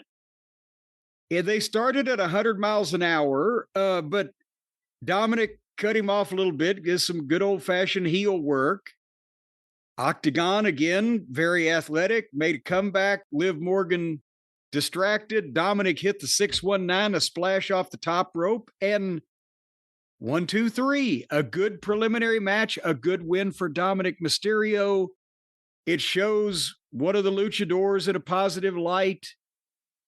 There's 2 guys in the ring having a wrestling match. They didn't use furniture. I don't know what I think is my favorite match because it was the only actual fucking match that didn't go into ridiculous amounts of bullshit in their various finishes. I mean, everybody's going to say, well, it was just a preliminary and they didn't do any fucking furniture. Yeah, that's why I liked it on the wrestling show. Anyway, tear it up now. Tear it apart. I liked it. I enjoyed this. I think everything with Dominic and Liv Morgan is a home run usually. Even if like the match isn't perfect, it's the most world-class element of anything. Just chaotic characters moving around ringside. And it just feels really like one of the few things that works in WWE for me right now. And they got the, what's her name? Roxanne Perez angle now with her and Liv. And Raquel just returned. Rochelle. Well, they got rid of Carlito. But no, I think Dominic Mysterio is one of the highlights of WWE. He has been all year. You could argue he's been for years, but specifically this year, remember the fans completely embraced him at what, WrestleMania? He's been one of the highlights, and Liv Morgan, again, watch her on Raw, watch her here. Everything she does is great. She's one of the best women wrestlers they've ever had. Well, and somebody wrote in, and I don't have it in front of me, so I don't have their name. I'm sorry. But apparently Dominic was either number 1 or number 2 in terms of most dates wrestled during the course of the year in the WWE. So he's still, because remember we were talking a couple weeks ago, that's why they wrote, he still wants to improve. He's still working. Everybody else goes home and sits and waits for their call to come. Yeah, he was number 2 with 12 dates worked. No, come on now. No, he was like 150 or something. He did everything. Anyhow, so then the next match, the third match of a 5-match card, we've had 25 minutes of women and 5 minutes of men. So now we got some more women. For the women's intercontinental title, it was Becky Lynch against our friend Lyric, the bird lady, the crazy bird lady, as Becky calls her. And it's weird when the heel says something, you're like, yeah, I agree. Yeah. And see, here's the thing, and I'm sorry for the wrestling purists out there that I'm not going to break these matches down blow by blow and examine the psychology, but just in a general fashion. Here's the thing.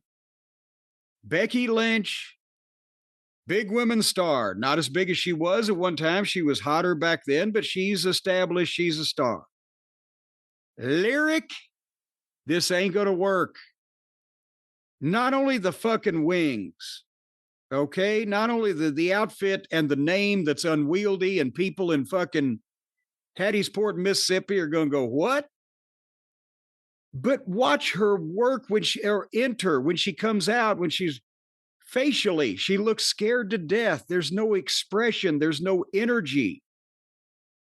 When Rhea comes out for the fucking entrance, she's got the facial, she's doing a thing. When Liv comes out, with the Chelsea Green, she's silly as fuck, but she's animated. She's committed. She's committed to it. Yeah. She's committed. This girl looks scared shitless, no expression, no energy. She's not being sexy. She's not being cheerful. She looks like she's second guessing herself. Why am I here? Do you see that? I agree with you. I mean, I don't think she's untalented in the ring. I think she is, but I think she doesn't exude confidence. And there you go. They're trying everything. I mean, they're trying to get her to exude anger, all sorts of things right now.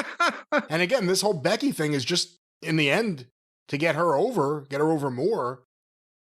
And I think she's talented, but, you know, it's like, it's not as bad as Damian Priest, but it's kind of like that thing. Something's amiss.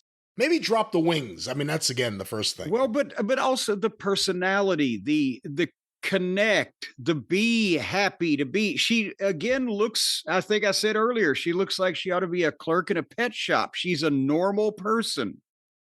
She ain't showbiz. She's just coming out there in a fucking costume. And I mean, if her work was off the charts, impressive to where, you know, some of those other things wouldn't matter, but I don't see that either.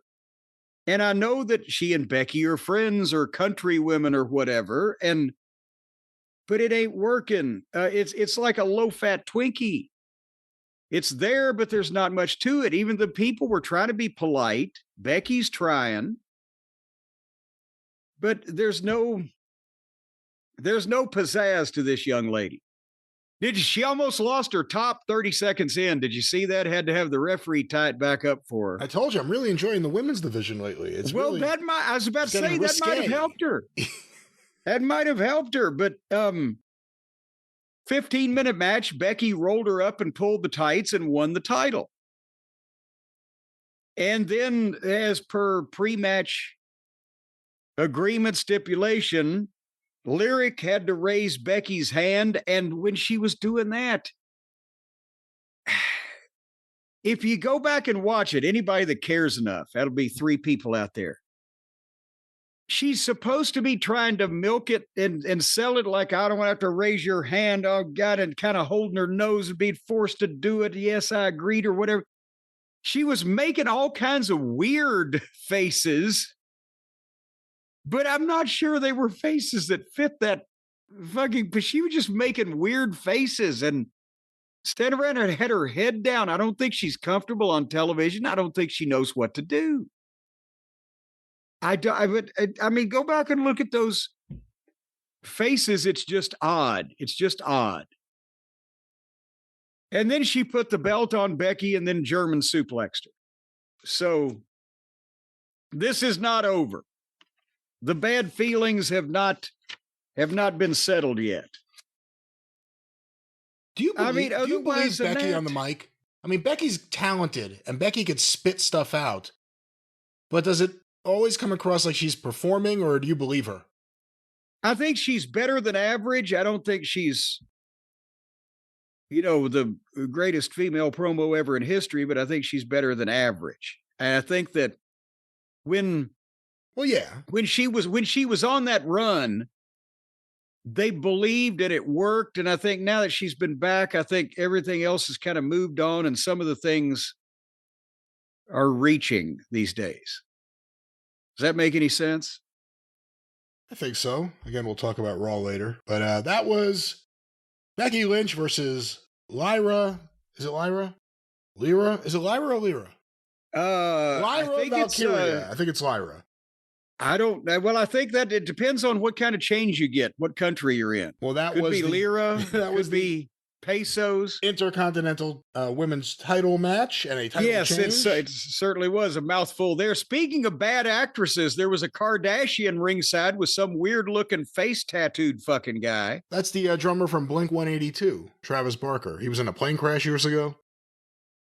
Did he get the tattoos to cover up all the scars? No, I think he had a lot of them before the plane crash. It was just, maybe. Well, then they couldn't tell how bad he was hurt. That's why he looks so painfully thin. This is like TKO's dream. We're in LA. We got a Kardashian. Hey, someone got a bonus. Hey, everybody in LA's had a Kardashian, hadn't they? So, I mean, seriously. Well, they're getting older. They're not young anymore. Just do the math. Well, these things add up. Were we going to the next match? Where were we going? Well, that was the women's intercontinental match. Again, I think it was a good match. The next match was the men's Money in the Bank match. Yeah, boy. And here we went completely. Actually, no, the finish here was worse than the tag match finish. I'm sorry. I misremembered because this just went completely off the rail. So now an hour ago, we had 6 girls with ladders trying to climb it. Now we get 6 guys with ladders trying to climb them. Seth Rollins, Penthouse, and by the way, Penthouse he was Penta when I was giving him a chance in the WWE. Now that he's tried to assassinate Chad Gable, he's back to Penthouse. And of course, Gable Americano, Andrade, Solo, and LA Knight. And I was like, fucking hell. The star power in this match, it's not a pay-per-view fucking, this is a TV match. But they don't have to do anything else. They don't have to haul their big boys out there and beat them. Because they were sold out, standing room only, turn them away, people giving sperm samples to come in the fucking door. They're collecting goddamn everything from people. Do you know that, Brian? Well, did you see there was a bunch of people sending around photos saying, oh, look, these empty seats. Look at how many empty seats there are for this. And then other people were saying, no, the Intuit Dome has like really well-financed lit seats. So I'm like, I don't know what the hell's going on. I know how much they're announcing.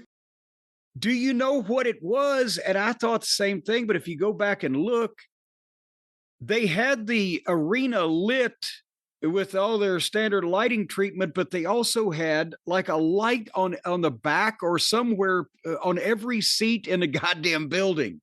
Right. And because you had that, it was like a blue, as I remember, where you had that shining at you, you couldn't see the people sitting in them.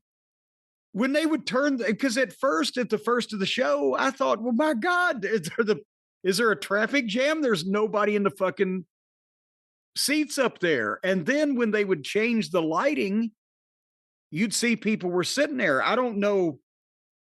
The stage covered some area. I'm not saying the entire building was sold out, but where you could see those lights on the seats on the camera, it made it look like that there weren't people there. It made the people disappear. That was a rare miscue for them. But that's the thing, is that they're sold out. They're fucking charging all this money, blah, blah, blah. And you've got, out of these 6 guys, who could potentially win? Seth Rollins was by far, I think we said, the favorite. You know, LA Knight never wins the big one, even though people want him to. And Solo might have been a real long shot. Did anybody think Penthouse is going to win this, or Gable, or Andrade?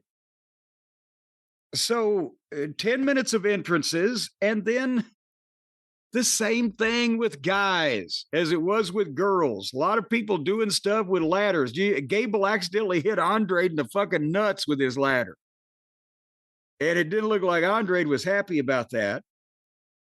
And again, it's the modern audience, especially in a big city like that. They're taking turns disappearing so the two of the guys can get in the ring and do a stunt with a ladder. And while they're doing stunts with ladders, the fans are chanting, "We want tables." This isn't. It's come to this. So they did stunts over and over. You can't cheer for somebody to win and beat the guy he's mad at because there's 18 people in this thing. And you're not really hoping that somebody loses. It's watching to see if somebody gets hurt. And going into the fucking finish of the thing, poor LA Knight tried to do the boomerang on Gable so that Gable could boomerang up and climb up the ladder to climb up and jump over to another ladder to jump over. But there wasn't enough room. He couldn't extend his legs. He'd have enough room to fall back. So Gable just crawled up it anyway and rode the second ladder to the third ladder and climbed up and headbutted Penthouse with the steel plate in his mask. And then LA Knight gave Gable a belly to back off the ladder, which that was a goddamn hell of a bump. And then they, again, Seth was trying to climb, but Moore interfered and they were all fighting on the ladders. And suddenly both of the Brawns came out, Braun Breaker and Bronson Reed. And remember now, Brian, it's no disqualification. Very important to remember that. So they speared Gable and they beat up LA Knight and they beat up Andre in front of the referees because it's no disqualification. And then Braun speared LA Knight and Reed splashed Andre. And Solo was out there begging off for him. And then they play music and here comes Jacob Fatu and JC Mateo. And now they've just given up on the fucking match. There are people making entrances to get in fights with other people, and none of them are even in this fucking match. Hey, I was more interested in seeing Jacob Fatu and JC Mateo fight Braun and Bronson than I was the match. Well, I know, but it didn't do the goddamn match any favor. That's what I'm saying. They just give up on the match these days now to just do this stuff. And it's no DQ, so that's all okay. And they had a 4-way in the ring with the 4 guys not in the match. And all the guys in the match were just laying around on the floor. And then Braun speared JC through the barricade, and Fatu gave a pop-up Samoan drop to Bronson Reed, which was quite impressive, and a big dive on Mateo. And then Fatu rolls Solo in and sets up the ladder. And Solo hugs Fatu and says, "Oh, yes, perfect." And he starts to climb the ladder. And Fatu's guarding the ladder so nobody can get Solo. And then Fatu grabs Solo's leg. And now they do the milking and the slowly I turn to the what. And of course, since they have 20 hours of programming a week, we might not have mentioned last week, but on SmackDown, Jacob Fatu in the darkness of the bowels of the building had overheard Solo telling his boys, "Hey, this fucking Jacob, we'll use him, but, we run this thing. And if he gets out of line, we'll take care of him," all that stuff. So Fatu knows this. So Fatu, when he's grabbing a hold of Solo's leg, he looks up and he says, "Solo, I hate you." And he pulls Solo down and super kicks him and moonsaults him. And then rock bottoms him through the fucking ladder. And the people are going crazy.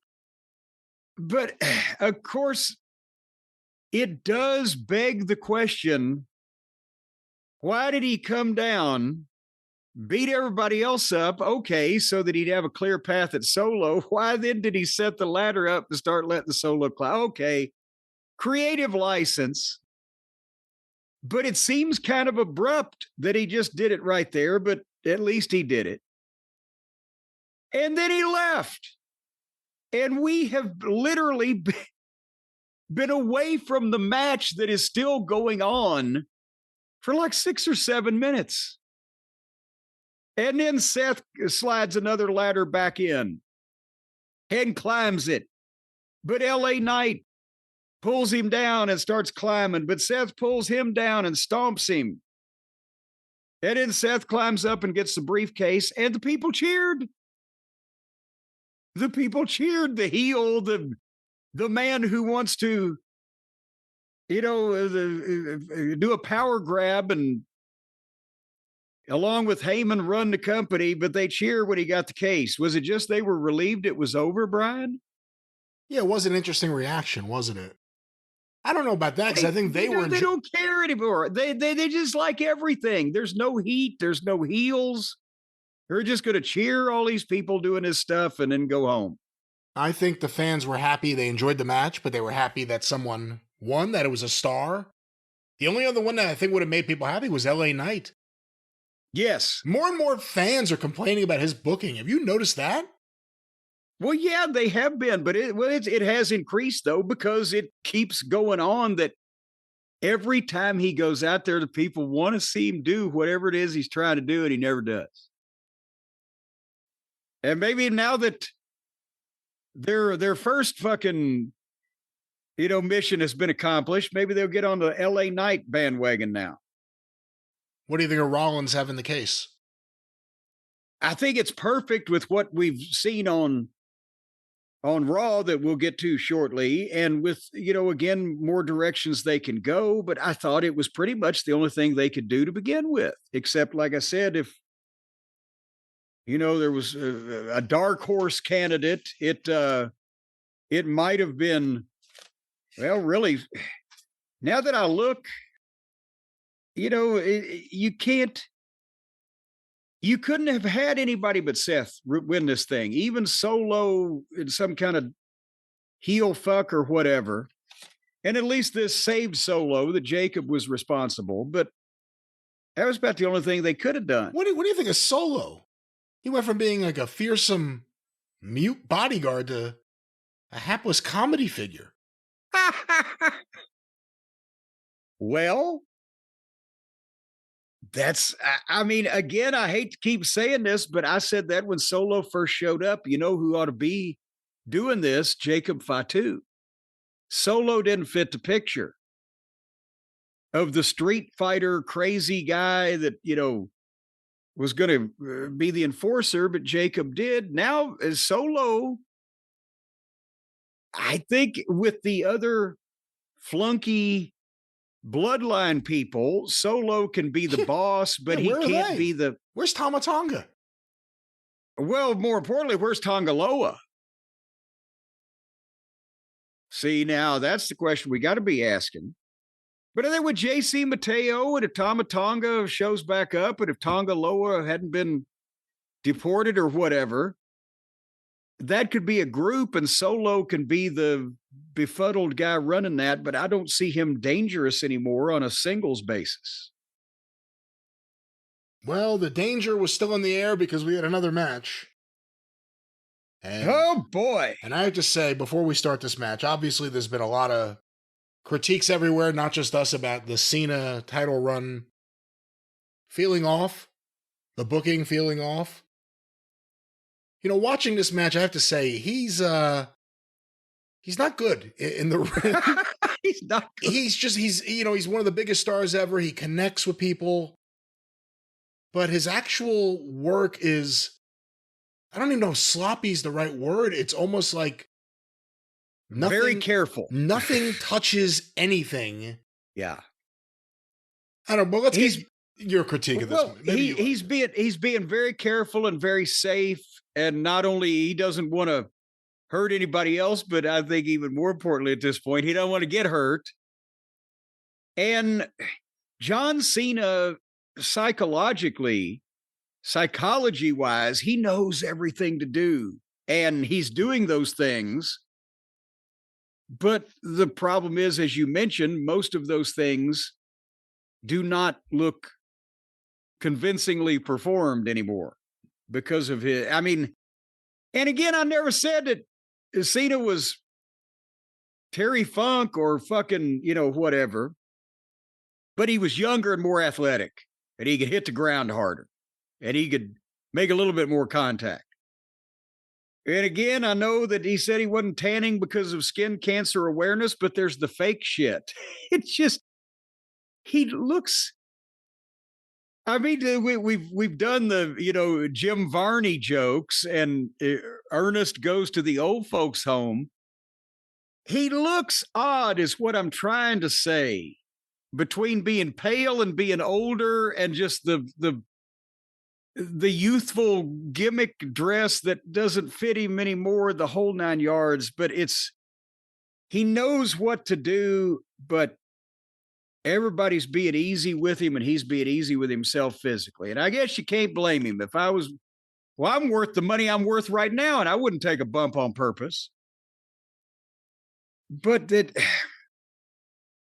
entrances and introductions of this thing were 15 minutes. So again, we talked about the AEW shows go on for 4.5, close to 5 hours of just match. They never stop. Whereas these, the fifth match was going in the ring. It was 2 hours and 40 minutes into the show. And then almost 20 minutes by the time we got the entrances and the introductions done.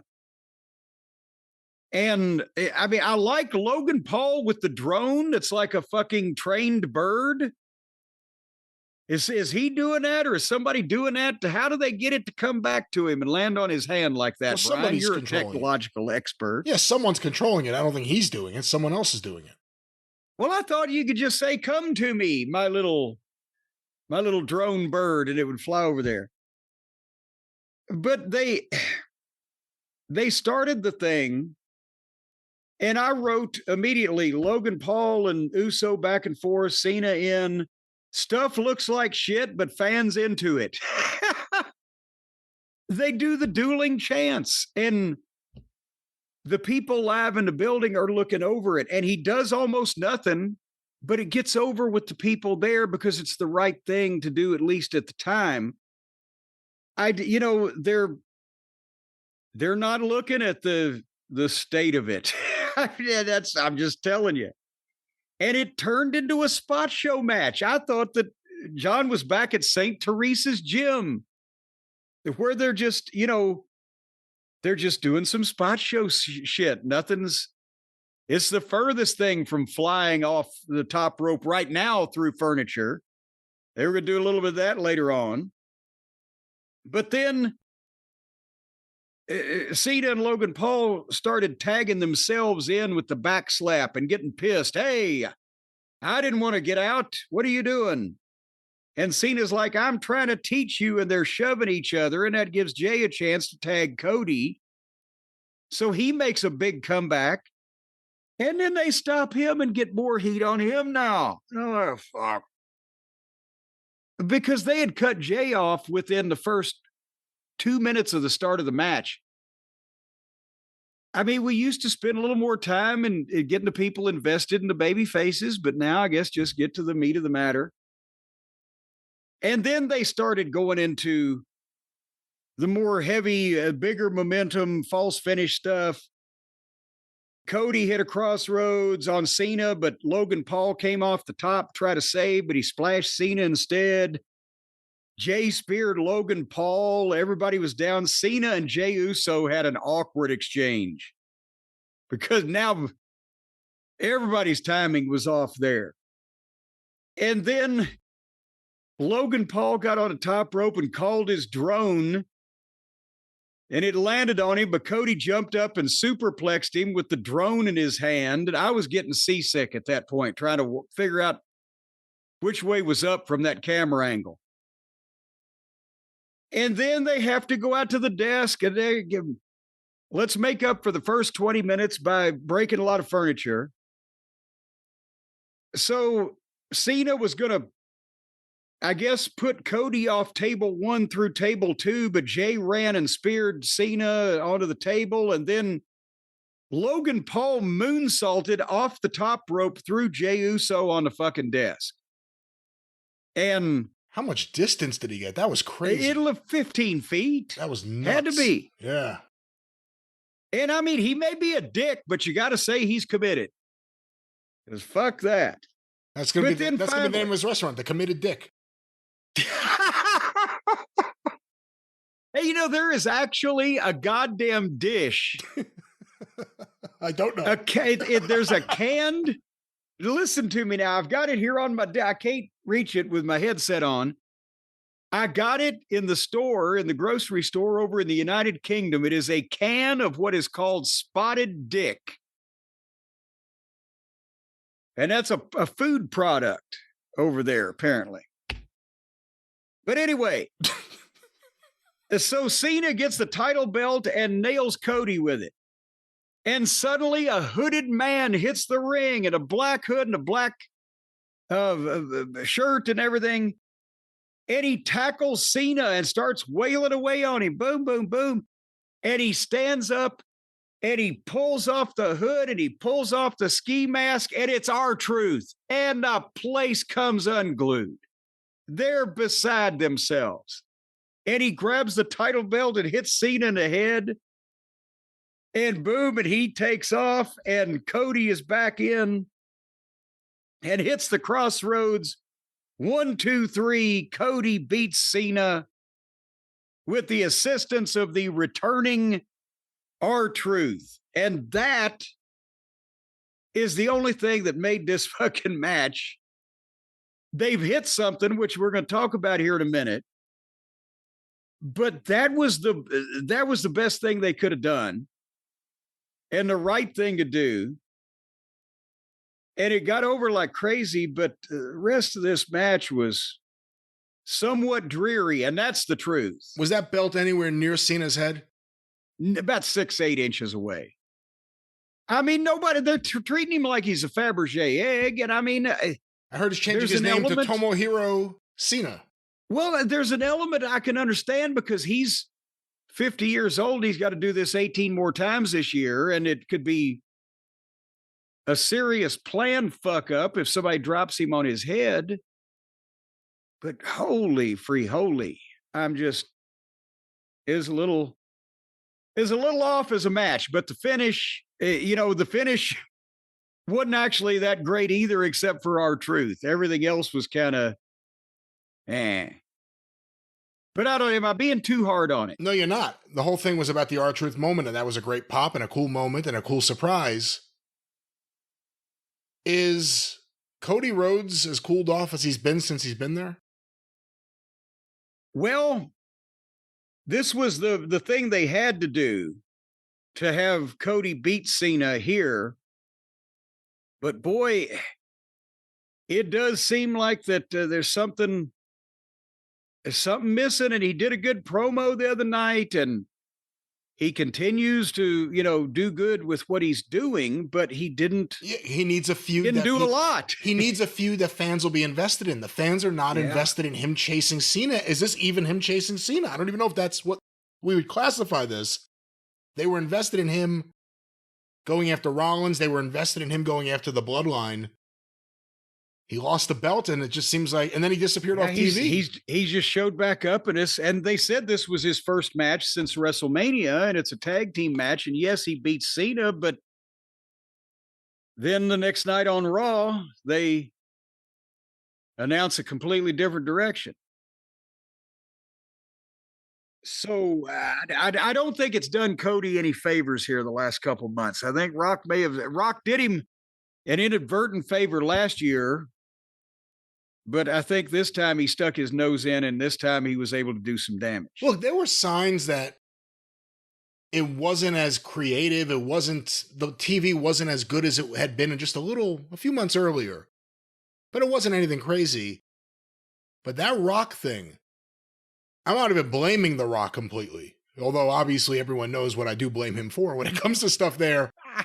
But that moment is almost just like a milestone that kicked off a feeling of banality around the entire company. Not that there aren't people and things that stand out, but like since then, and then the long run up to Mania, and Mania is going to be now, it's in Vegas again next year. It's going to also be like the middle of the month. late April. I think it's probably going to be Easter again, isn't it? Something. It'll be Almost some the holiday. same exact days. Yeah. So I don't know. Something around there just clicked where, again, guys can have individual great performances, but everything to me doesn't feel as must watch as it had. For a lot of the stuff, I'm content just going to the pay-per-views. I've enjoyed the women's stuff more, but this main event picture, Cena sometimes gets me because he does like a good convincing, he's like a really great in-ring yeller. Like when he raises his voice, it stands out. It's really good. But then he does like 10-minute promos, and then he always gets beat up in the promo. I don't know. I'm kind of down on everything, but that Rock appearance with Cena and Travis Scott, that kind of is like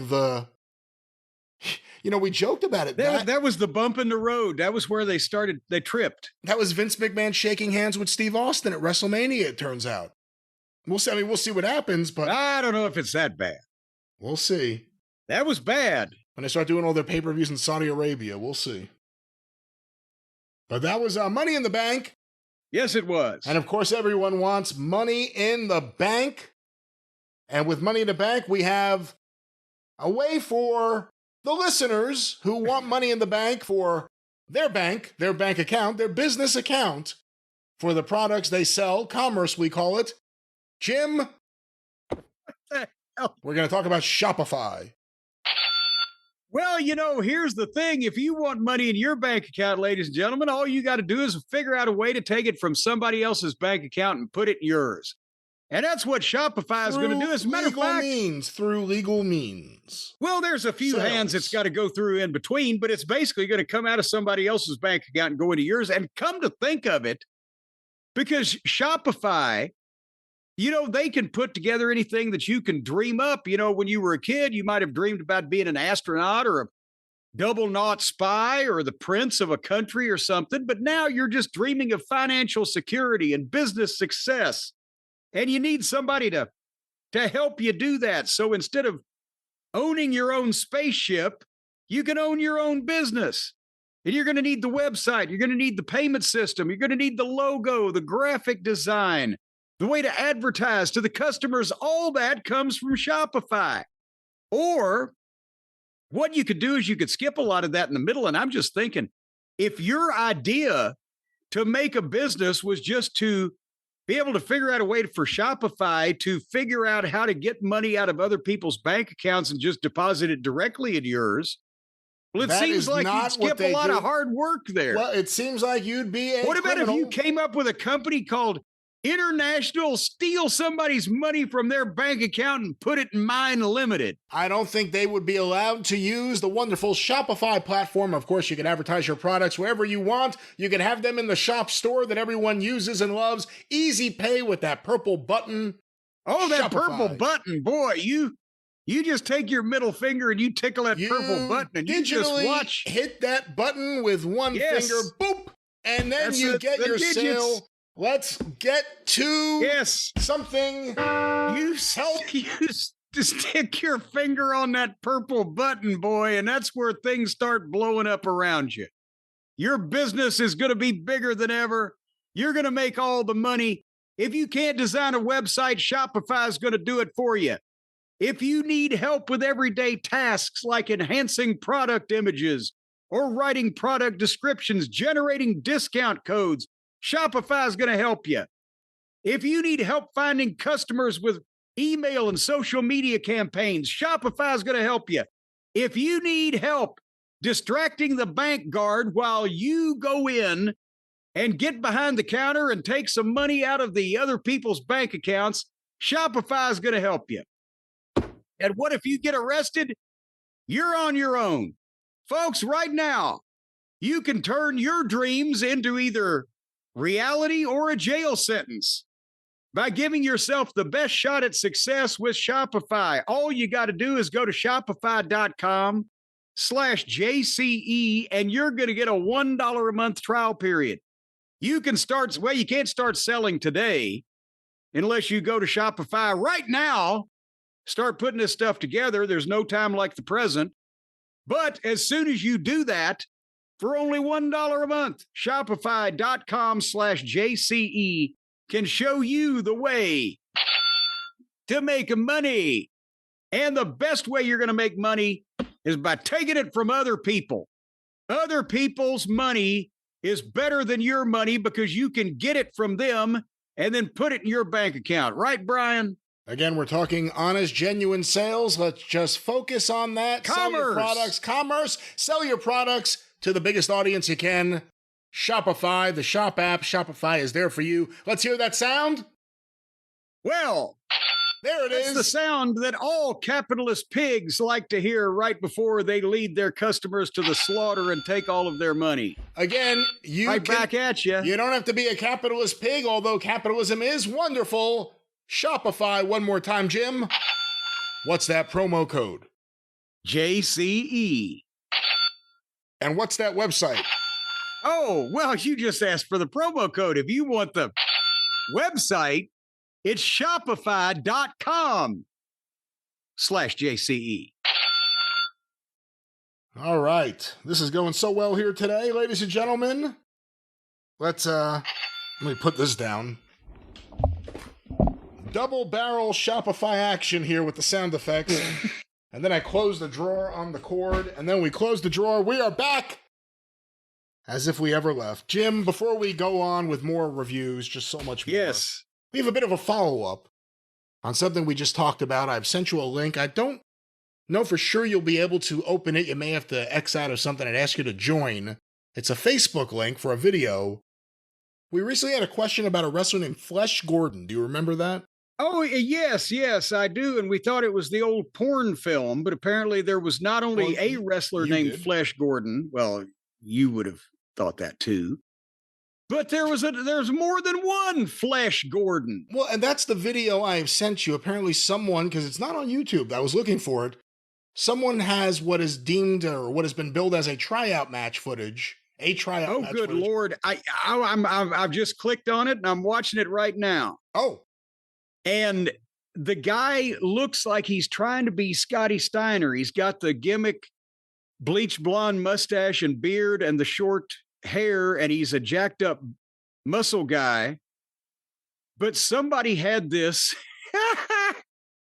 Somebody had this on Twitter the other day, and it's like a 1-minute clip or whatever. I think this had to be early 2000s because this was after I was there. I did not see this match. I wasn't at the TV, didn't see it. But this guy, it's like he's never been in a ring before. And the other guy that he's working with doesn't particularly look like he's an expert, but he looks like he's trying to get something out of this that they've called, and just nothing's happening. This guy, Gordon, is picking him up and dropping him. He's taking fucking phantom bumps. They're missing each other when they're standing still. I've never seen this level of amateurism or complete shittiness, even on a WWE, a dark match, tryout match, nothing. The guy, oh God, he won with some kind of a spinning full Nelson. And then just gets up and looks down like, oh my God. I mean, I've shit all over and he's got his head in his hands as he's walking up the ramp. Like, what have I done here? Yeah, that was after a wonderful spine buster, which just the guy was leapfrogging him and he stood up under him before he'd cleared him. Oh, and yeah, the spine buster was the guy jumped up and then Gordon just dropped him. And this is playing on a loop, so you can see it over and over. He's trying to shoot the guy off with a hip toss. He was going to shoot him into the ropes with a hip toss. Oh, he got it the third time. Oh, boy. To confirm or deny, there are some people who thought this, and I thought it was ridiculous, but this is not Ron Waterman, correct? No. Good Lord, no. No, come to think of it, though, he looks a little bit physically, and with the short blonde hair, he looks a little bit like Waterman, but Waterman didn't have the gimmick superstar Graham fucking beard and all that other shit. And no, Ron Waterman was better on in his sleep than this fucking guy. And again, the other guy is not exactly doing great here either. Some of these punches are embarrassing. Well, yeah, but at the same time, he's probably while he's punching him, he's asking the guy, have you ever done this before? Do you think you can do anything we called right? Now, this apparently is a tryout match. Obviously, we don't know either of these wrestlers. This is a few years after you would have been the one arranging a lot of these matches, a lot of these tryouts on these shows. Yes. How does someone who clearly is not even indie level, like how does someone get booked? Well, to open up the night, right? This would have been before. Oh, yeah. Well, and in those days, they would have a match on first, even if it wasn't a tryout, just a dark match, because you'd get your announcer audio levels and they'd test out the cameras. So at every TV taping, 10 minutes for bell time that was advertised, you'd get one match regardless of what else, just for technical reasons. And a lot of times they'd use that to put somebody in the ring and take a look at him at the same time in front of people. I don't know what town this came from. I would have to assume oh my God, the guy was punching him in the head and he took 3 punches without even moving and all of a sudden just jumped up in the air and dropped to his hands and knees to sell a punch. This had to be close to this guy's where he lived, his hometown or whatever. And somebody that knew one of the agents maybe said, oh, I got this guy. I don't know. The only way this guy could have never got booked on his merits of doing anything ever. But occasionally, either somebody that is a friend of the agents has a school locally or worked an independent show and said, oh, this guy, maybe the guy drove somebody around. Hey, you want to take a look at him? Put him out on the fucking, dark match for cameras. This wasn't a serious, I can't imagine this was ever a serious, let's see what the fuck this guy can do. Okay, well, in that case, who would have been watching this? Would Vince McMahon have been watching this? Boy, they better hope not. Was there an agent, whatever time period this was there an agent fired during that point in time?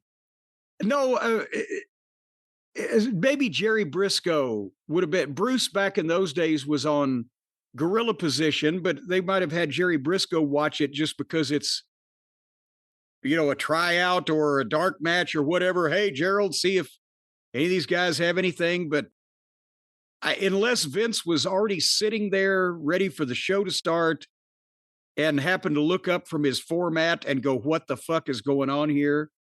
He probably didn't see it. But geez, this is just, I've never seen anything this bad on a WWE show. So this is on Facebook. Yeah, this is on Facebook, and it's apparently the match is around. You could just look for the title of this video is Flash Gordon had an all-time disaster performance in this tryout match, and he knew it as soon as the match. That's why he had his head in his hands. He's like, oh shit. Now, the idea that there's not just one Flash Gordon, who apparently is a 71-year-old in France, that there's a second Flash Gordon. Does Flash Gordon pass the name test? Only if you're talking about 70s porno theaters in Times Square. No, why wouldn't it be early 80s porno if we're going based on the popularity and success of the Flash Gordon film? Because I think that we're going all the way back to 35 millimeter porn rather than fucking early VHS porn. And that would be late 70s. What do you think of Flash Gordon? The movie that came out in, what was it, 82? When did it come out? Somewhere around there. Oh, God. I don't know that I've ever seen it. Really? Wow. Because I remember, didn't Queen do the fucking soundtrack? That's and right. It bombed? That's right. Yeah, it bombed. That doesn't mean it won't be good. Well, no, along with the Sgt. Pepper soundtrack, it's the only album that ever shipped platinum and returned double platinum. Well, no, that was there were a few record labels that did that for a living. You could say strategically. What did you think? That's one of the worst movies ever. Is there anything redeemable about that Sgt. Pepper movie? Sgt. Pepper, yes. Besides the fact that it was just great, and it was a wonderful movie to make out to in the back row in 1978. Earth, Wind, and Fire got to get you into my life, into my life. Da-da-da-da-da-da. All right. Well, this has been the Flesh Gordon segment, the now weekly Flesh Gordon segment. If I was that guy, I'd try to buy up every copy of this video and burn it. Maybe that's why we can't find it. That's just incredible. Jim, let's talk about Raw. Raw from June 9th, 2025. The Raw, the day after the pay-per-view. Any thoughts? What did you watch? What do you... Well, that's awkward now. They're doing Saturday nights on their pay-per-views now. They used to do Sunday, and now it's odd anymore. Hey, Raw, folks, 2.5 hours. SmackDown, 3 hours. Money in the Bank, 3.5 hours. They're just fucking wrestling us to death. What we got, to me, in nearly 3 hours of Raw, was we got a new world title match, main event of the next pay-per-view. We got a new world champion number 2. And we got the best thing I've seen on television as far as wrestling goes in the last few weeks from any company. And that's what we got on Raw. And let's start out with the new world title match that they've set up. We talked about, okay, Cody won the tag team match at Money in the Bank and he pinned Cena. One would think that's hopefully going to be the start of him somehow rehabilitating his image and maybe try to get even with this guy that's fucked him around. And then the next night on Raw, we got a completely different direction. We're going with completely different people for next month. So I guess they're going to make us wait on this. But now we have, not to spoil anything, we'll get into the details, but we've got Cena versus Punk in Saudi Arabia. And we knew we were going to get, or we better have got Cena versus Punk. I hate that it's in Saudi Arabia. Bingo. What do you think? Bingo. What do you think? Well, what do you think that Punk would have, or that the people would have done in the back if Punk had said, when Cena said, well, we'll do it in Saudi Arabia. Punk said, well, I don't want to go there and do that. So fuck it. Just keep it. Or throw it back in his face. How about we do it in America? How about Chicago? Get the fans behind it. Yeah. But nevertheless, so we're getting ahead of ourselves. Cena enters there in Phoenix, Arizona. 14,361 people in Phoenix. They would have sold out the old Madison Square Garden there in Phoenix. And again, he's a heel, but he's a star, so they play his music, gets a giant pop, and then they start chanting John Cena sucks with the music because they have fun doing that. And all he has to do is go to the ring and stand there, and they do the dueling chant. Let's go, Cena. Cena sucks. And he just milked it. And then, obviously, R-Truth had to be addressed and the actions from the pay-per-view. So Cena cuts promo on him. Hey, you think that really makes any difference? You wasted your energy protecting a sideshow comedian.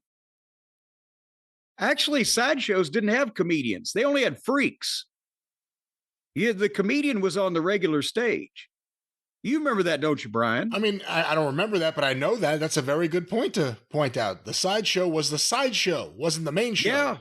Yeah, but nevertheless, you're all spineless keyboard warriors with no power to change anything. And they're chanting, we want truth. We want truth.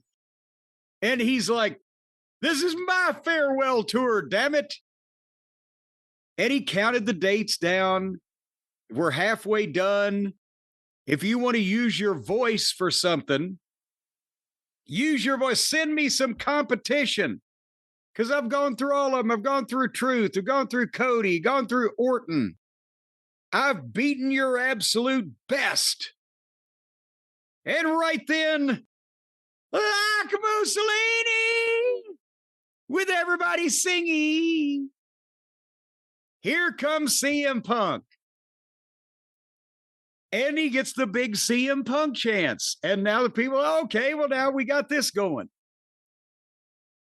And Punk did the promo and he said all the right things. He puts himself as the defender of the people because he said how bizarre this is that John Cena, the Boy Scout, is now anti-establishment, and me, CM Punk, I'm defending the establishment, but I'm not defending the establishment. I'm defending the people. The fans are my boss. I don't kiss the final boss's ass. And he got them to chant, "You sold out" at Cena. And it was a good promo, very well delivered, but they're just, it's kind of, do you get the feeling it's Punk's turn? So they said, Punk, think up a good reason for you to tell John you're going to take the title from him and defend the fans and challenge him. And so that's what he did.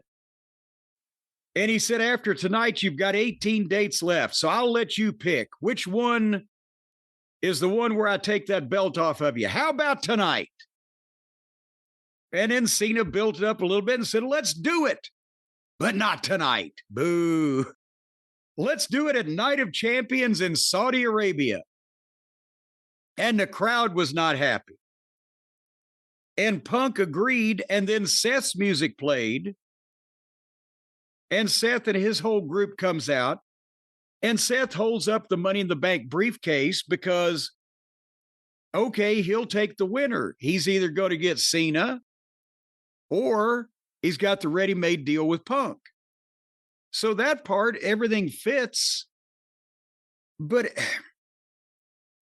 I get Punk has been in so many things where there was a real legitimate, well, not real legit, but in the story, there was a real legitimate animosity, issues between the two, whether it was Drew or with Seth or whatever. And this is kind of like, well, now it's Punk's turn.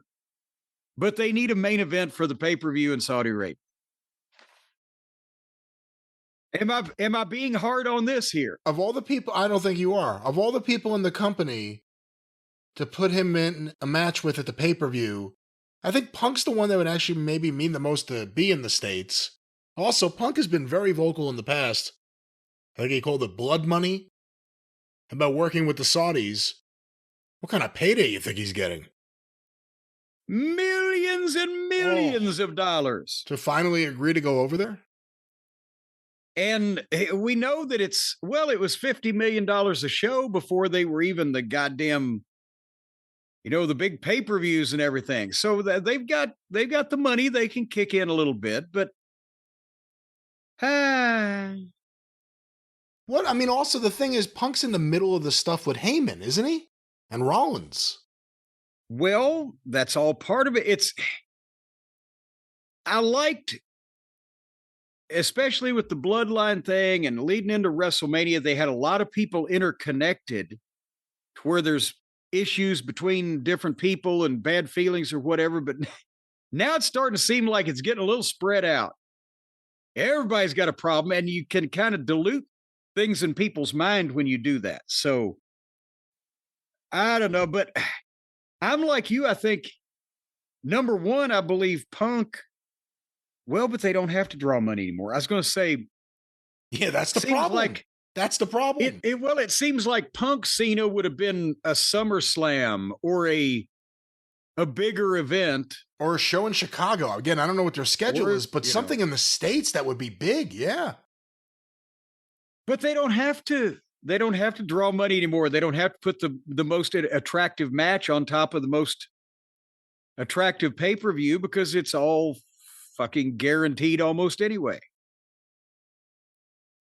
But yeah, I'd rather seen it in the good old United States of America, but maybe they were worried one or both would be kidnapped off the streets by masked fucking hooligans. Well, here's the question. If they had that match in Chicago, would those fans be so amped up and into it that it would be great, or would they lose some of their positive feelings for it with Cena's work right now? And the realities of don't give Cena a black eye, don't give him a bruise. He's got skin cancer. Obviously, Ric Flair says he's looking for attention. I think Punk would probably still get his shit in because he's not noted for being a serial injurer. But I think the problem would be with Chicago is that if they're not putting the belt on Punk, better not to have that there then with these people. Good point. Because then they do more, because people would be kind of bummed. Even if they weren't mad at Punk, they'd just be bummed by the whole thing. They're running through everyone. They did Orton, now they're going to do Punk. And again, we're all assuming Punk ain't winning the belt in Saudi Arabia from John Cena. Are you excited to see Cody get another run at Cena? Who is there that you want to see Cena wrestle right now? Well, I think Cody has to be the one to win it back eventually, or elsewise, boy, I think that did do damage. Right now, there's still a chance to straighten this out. Roman Reigns? Part-timer at best? But I mean, it's a big name match. Who are we forgetting that we might be enthralled by seeing Cena wrestle? Obviously The Rock, but I don't know if that's a realistic thing. The Rock versus Cena. A tag match with Travis Scott, of course. I guess that would be on the plate. Now, I think it would probably draw more money from the wrestling fans than anything else they could do if they just brought Travis Scott to the ring and set the entire roster loose on him. Just beat the shit out of him. Well, SummerSlam 2 nights in New Jersey. Worst things have happened over 2 nights in New Jersey. But Jim, let's continue on. Raw rolls on. Worst things have happened to rappers in New Jersey at night? All righty then. Let's get, before we go to the main event, the world title match, let's get to the meat of the matter. R-Truth is back in the WWE. Of course, everybody knows that. We just talked about his appearance on Money in the Bank, but all of a sudden he popped up on Raw at ringside, and this was the best thing that I've seen from any company in a little while.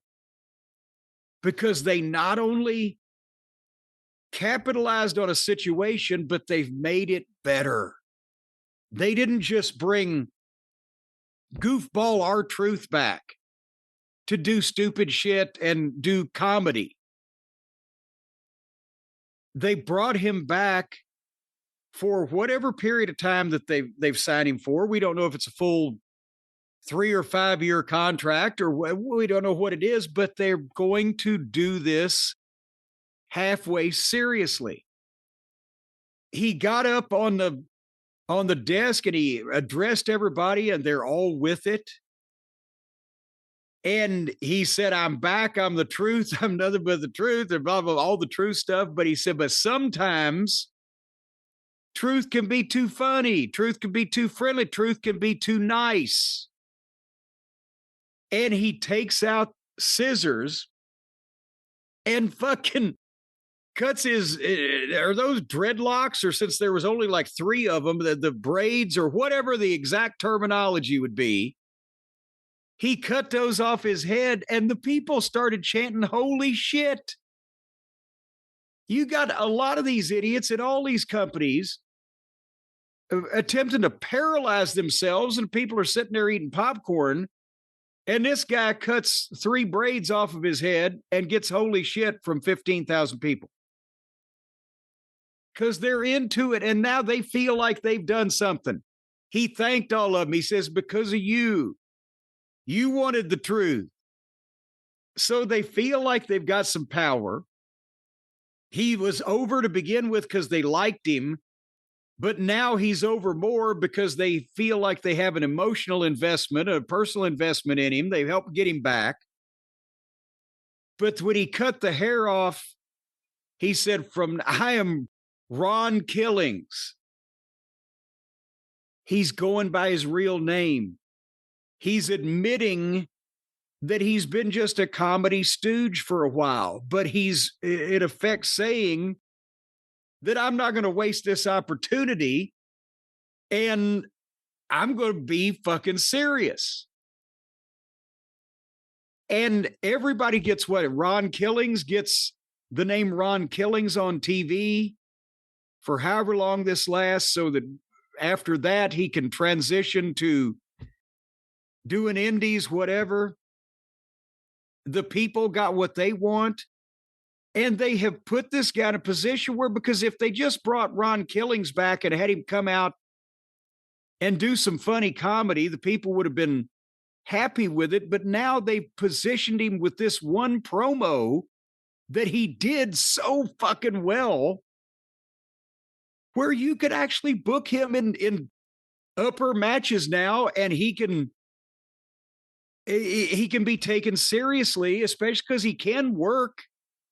If he's not doing the goofy stuff, if he's playing it a little straighter, he's still going to be entertaining and funny and blah, blah, blah. But you can put him in some positions now where the people will be behind him as a real human being instead of a gimmick. Because that's what he said. I'm not just a gimmick. So this, they turned a negative into a positive and actually ended up, and I'm not saying they just stumbled into this, because obviously they did the wrong thing to get to the right place first, but they've made it better. They've made him more valuable by just recognizing not only that the people wanted him, but okay, we can't bring that middle card underneath guy, comedy guy back at a lot of money, but boy, we've got an opportunity now to take him in a different direction, and they saw it and they did it. So this was my favorite thing. It's going to be interesting to see the reaction going forward, because again, fans, I guess there were different outcries. Wrestlers who took to social media were unhappy that Ron Killings was no longer going to be in the locker room. Fans were unhappy that R-Truth was no longer going to be in the company. Some because they thought he should have a job for life, some because they love his segments, some because of the way he had just been booked, including like the number one selling shirt they had. Do the fans want Ron Killings? Or do they want a better pushed R-Truth? You know what I mean? Well, they're going to get both. Because, and see, here's the thing, the wrestlers who were upset because, oh, we loved him in the locker room. Well, fucking grow up and figure out how the world works. Jesus Christ. That is totally nothing to be in any way contemplated by the TKO management. Well, the boys are mad because we fired somebody. Yeah, if you're Carlito, how do you feel right now? You're like, man, no one took the fucking social media, like, oh, bring back Carlito. Well, but no, Carlito's smart to the business, and he knows it. It's because he didn't have a funny fucking gimmick where he got to do heartwarming shit all that time. It's a different fucking picture. But the point is, nobody gives a shit what the boys thought. But the fans, okay, the fans are crying out for us to bring this guy back. Okay, well, we can consider that. But are we going to bring back the same middle card, as I said, underneath guy doing funny segments every once in a while just to give people a feel-good experience, or are we going to try to do something with him? And part of doing something with him to put him higher up on the card where the people that wanted to see him get his job back and want to see him prosper, they obviously want to see him higher up on the card. Well, they can't do that with the fucking guy that don't know everybody's name, but they can take that guy, not take all of his comedy away, but give him a purpose to prove to the people that he can be more than what he's been. So he's doing this for them. He's going to be more serious or straighter and trying to compete with top talent because he wants to reward the people for believing in him. That works. And he can work. So then you get a motivated guy that can work with a little, a mission, a purpose, and the people will be with it. And this was done very well. Now, so yes, you don't care whether, you don't listen to, because you can't base it on whether the boys are upset you fired a popular member of the roster. That makes no difference whatsoever in business. But if the people who are watching the shows and buying the tickets are upset about it, then you might better find a way to make them happy. That's why we talked about it last week on the show. I said, I can see a guy 53 years old has been there for 20 years and been used in an underneath spot and making hundreds of thousands of dollars a year. Yeah, he'd be a good candidate to be let go. But right now, odd timing. They thought, well, we'll get something, one more little thing out of him. We'll let him do the thing with Cena. It uses up a Cena match, but he ain't going to get hurt, blah, blah, blah, before we let him go. That's what they were thinking. But that's why I said, even just with the amount of merchandise that he was selling. And at that particular point, why not do something short term to keep him involved? And we don't know what the term is here, but it was odd that they would do that. The timing was bizarre, and that helped in the fans getting behind Truth and getting him back there. But also, apparently, from what we're being told, they started calling him back, Brad, and he wouldn't answer the phone right away. And I don't blame him, because he had to know they weren't calling him to fire him again. Right? Okay, you've called me and you've said, well, not fire him, but we're not renewing you. Okay, a couple of days later, when everybody's stirred up about it on the internet, they're not going to call him again to reiterate that he's fucking not being renewed. He had to know. As soon as they called him back, I got you motherfuckers. And then he didn't answer the phone, and he waited for Nick Khan to call him. It was the same thing when... Man, that's going up the ladder. That's well, when they pissed me off about my car windshield and I went home and Vince called, I didn't call back. Bruce called, I didn't call back. And then JR called. I called him because I wasn't mad at him. But they were thinking, oh, shit. So he did the same thing. He waited until the person he wanted to talk to called, and then he took the call. And that was perfect.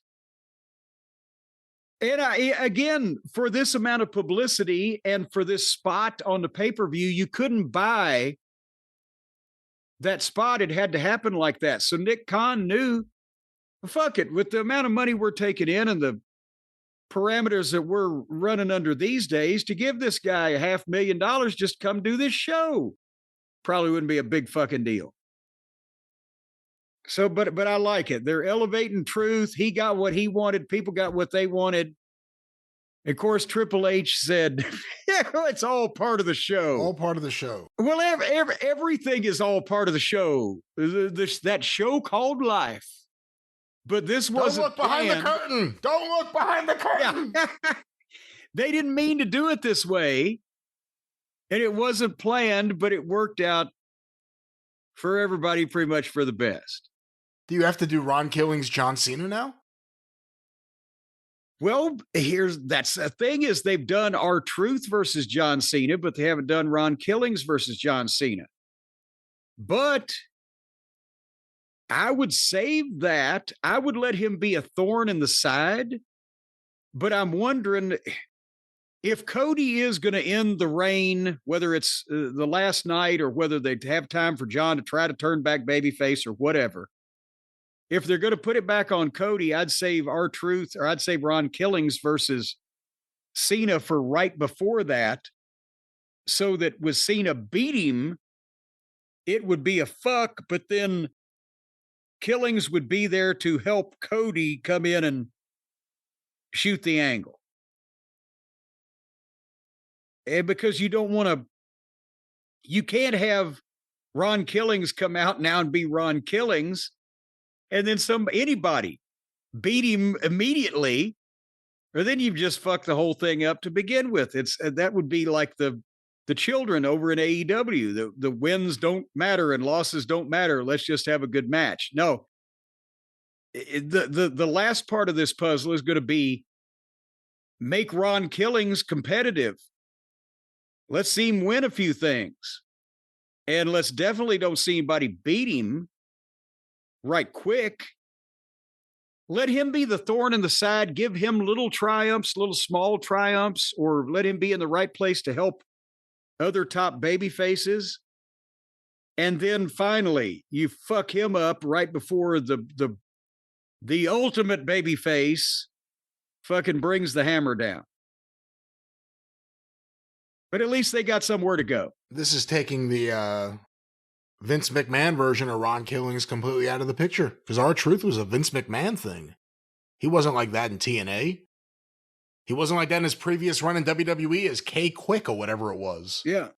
And I mean, he can still be a happy, funny guy, but that ain't the only reason he shows up. He can do that backstage in a fucking pre-tape, but if he comes out in front of people, he needs to be Ron Killings now. What do you think of this sort of turnaround? And again, it happened because he went public with the fact that his contract wasn't being renewed. It caused the fans to really speak out. It caused him to trend. It caused people chanting his name. They went in there and immediately made a new deal as fast as they can get to him, preventing him from going anywhere else. You know, I brought up, would it be worth it to AEW to have him around the show? That was kind of as a comedy figure, not even thinking about the idea of a serious Ron Killings showing up.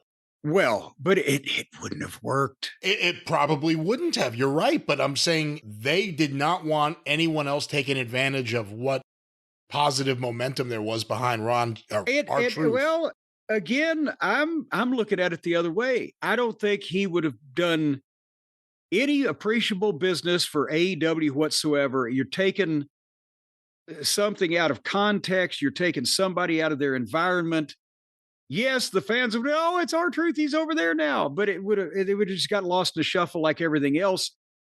Nick Khan saw that they had a chance to do something to increase WWE business, not hamper AEW business. I'm not saying they wouldn't do that. But in this case, no, they weren't worried about. They might have been worried about R-Truth signing with AEW before they could get him back because they wanted him back. But they didn't think, oh my God, we can't let him go to AEW or the ship is sunk. They just wanted him back because they saw, oh shit, we've stumbled into something here we can really fucking run with.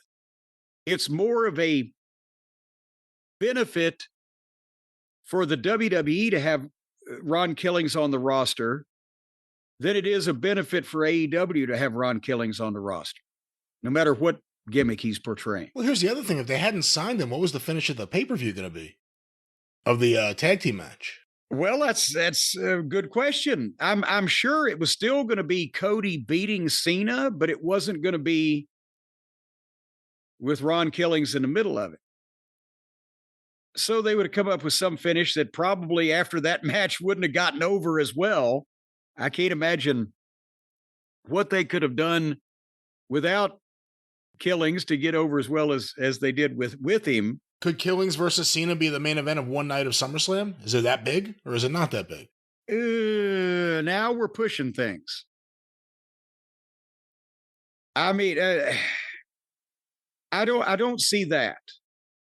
I don't see that, but I could have seen, honestly, Ron Killings versus John Cena in Saudi Arabia and Punk and Cena at SummerSlam. Yeah, I agree. But one way or another, he'll get a chance. He'll get a shot. Do you worry about any resentment from the booker? If you go home and say, I'm not taking your calls, I'll wait till your boss calls.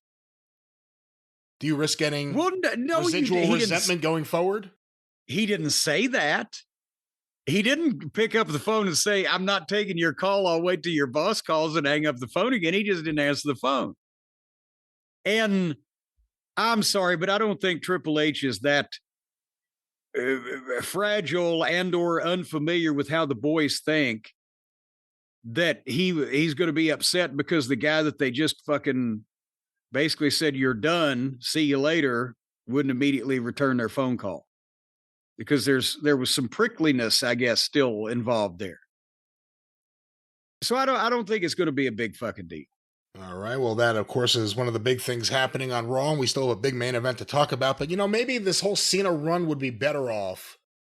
Maybe the whole run would be connecting better with the audience if John was listening to some good music during the week while he worked out, while he got ready, while he conceptualized what he was going to do in that week's 12-minute promo.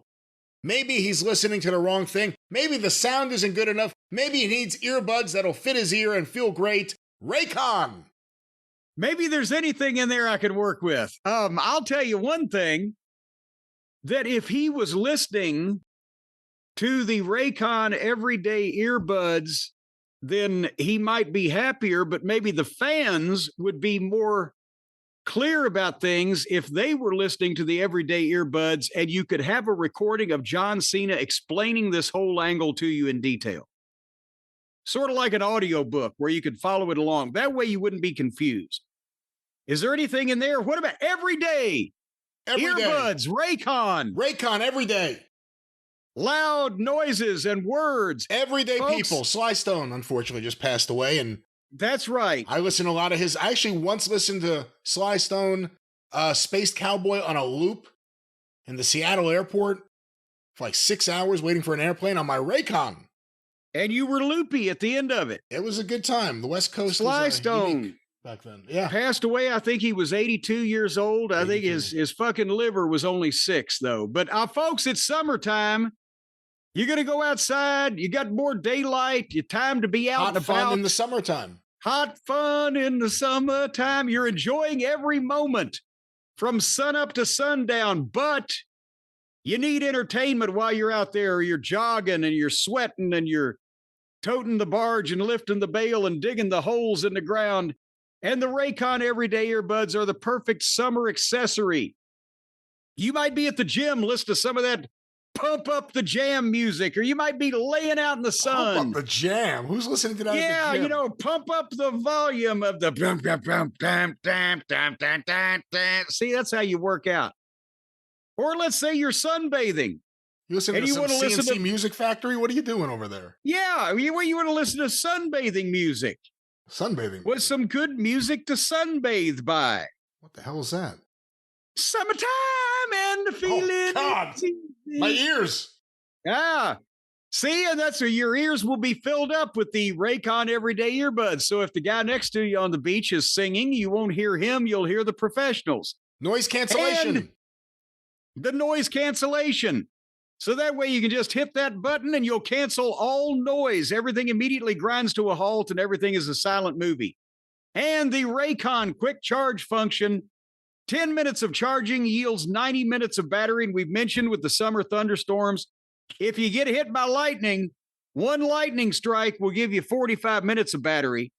But somebody else will have to listen to that music. Well, again, let's not focus on that. That is not something anyone would want, and that's certainly not something someone could order on command. Let's talk about people who walk around listening to good music without the fear of lightning. Yeah, you have to be real lucky to get hit by lightning. It doesn't happen often. It's a once in a million. It's like being hit by lightning.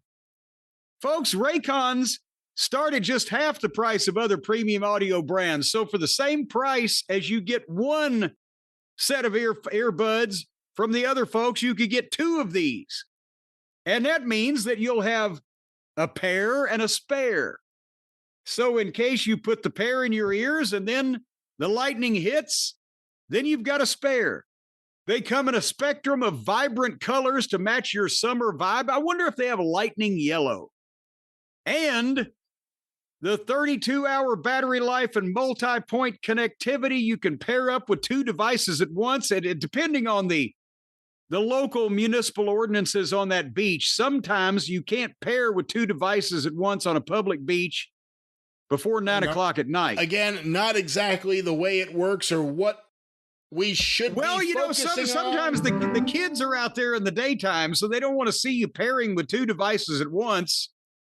You know, unless... Jim, the gerbil's running down the keyboard again. We have to make sure we stay on track and we tell everyone. Well, the gerbil, I didn't mention the gerbil. I was thinking of a marmoset. But folks, and here's another thing about the Raycons. They offer look that up, Google that while I'm doing this. They're cute things. They offer a 30-day happiness guarantee return policy. No questions asked. So if you're not happy with your happiness, then it's guaranteed that you can return it and they'll not ask you anything. They won't even speak to you, much less ask you questions. They'll ignore you straight up because when you're trying to get money back. They won't ignore you. They will respond appropriately as they are committing to. They are great partners for you, for your ears. They'll give you your money back. Ear delight with Raycon. Ear delights. They'll give you your money back, but they don't have to be nice about it, much less talk to you and praise you. or compliment you or ask you questions or whatever. Once In again, good faith, you ordered these things. Now you're wanting the money back. And anyway. Oh, you hear that? You know what that means? Oh, I know what that means. BuyRaycon.com is where you go. BuyRaycon, BuyRaycon.com/JCE to get 15% off Raycon's best-selling everyday earbuds. BuyRaycon.com/JCE, 15% off. Everybody's listening to the Raycons with their own personal soundtrack. That's right. Very popular here in the house, and I know Stacy loves her Raycons, and of course you can get your own Raycon by Raycon.com. Every time I walk into the room, she sticks those things in her ear and turns them up all the way. I don't know if it's just convenient or coincidence. Every time I go in the room, she's got them in. Once again, by Raycon.com/JCE. That's it. All right, Jim. Well, we got a new world champion.